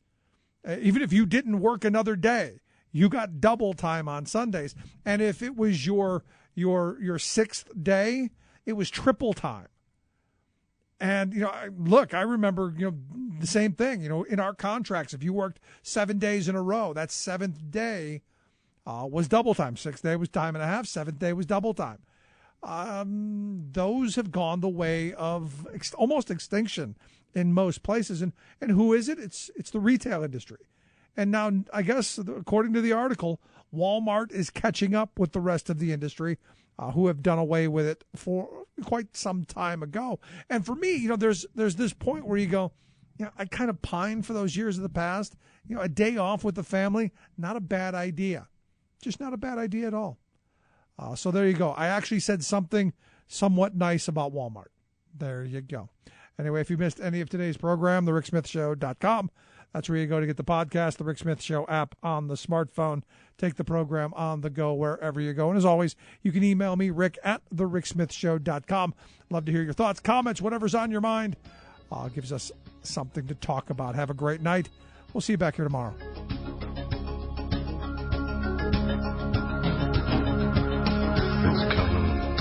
You've been listening to The Rick Smith Show. Together, we can make America better. Email rick@thericksmithshow.com or interact with us anytime at thericksmithshow.com. Until next time, this has been The Rick Smith Show, where working people come to talk.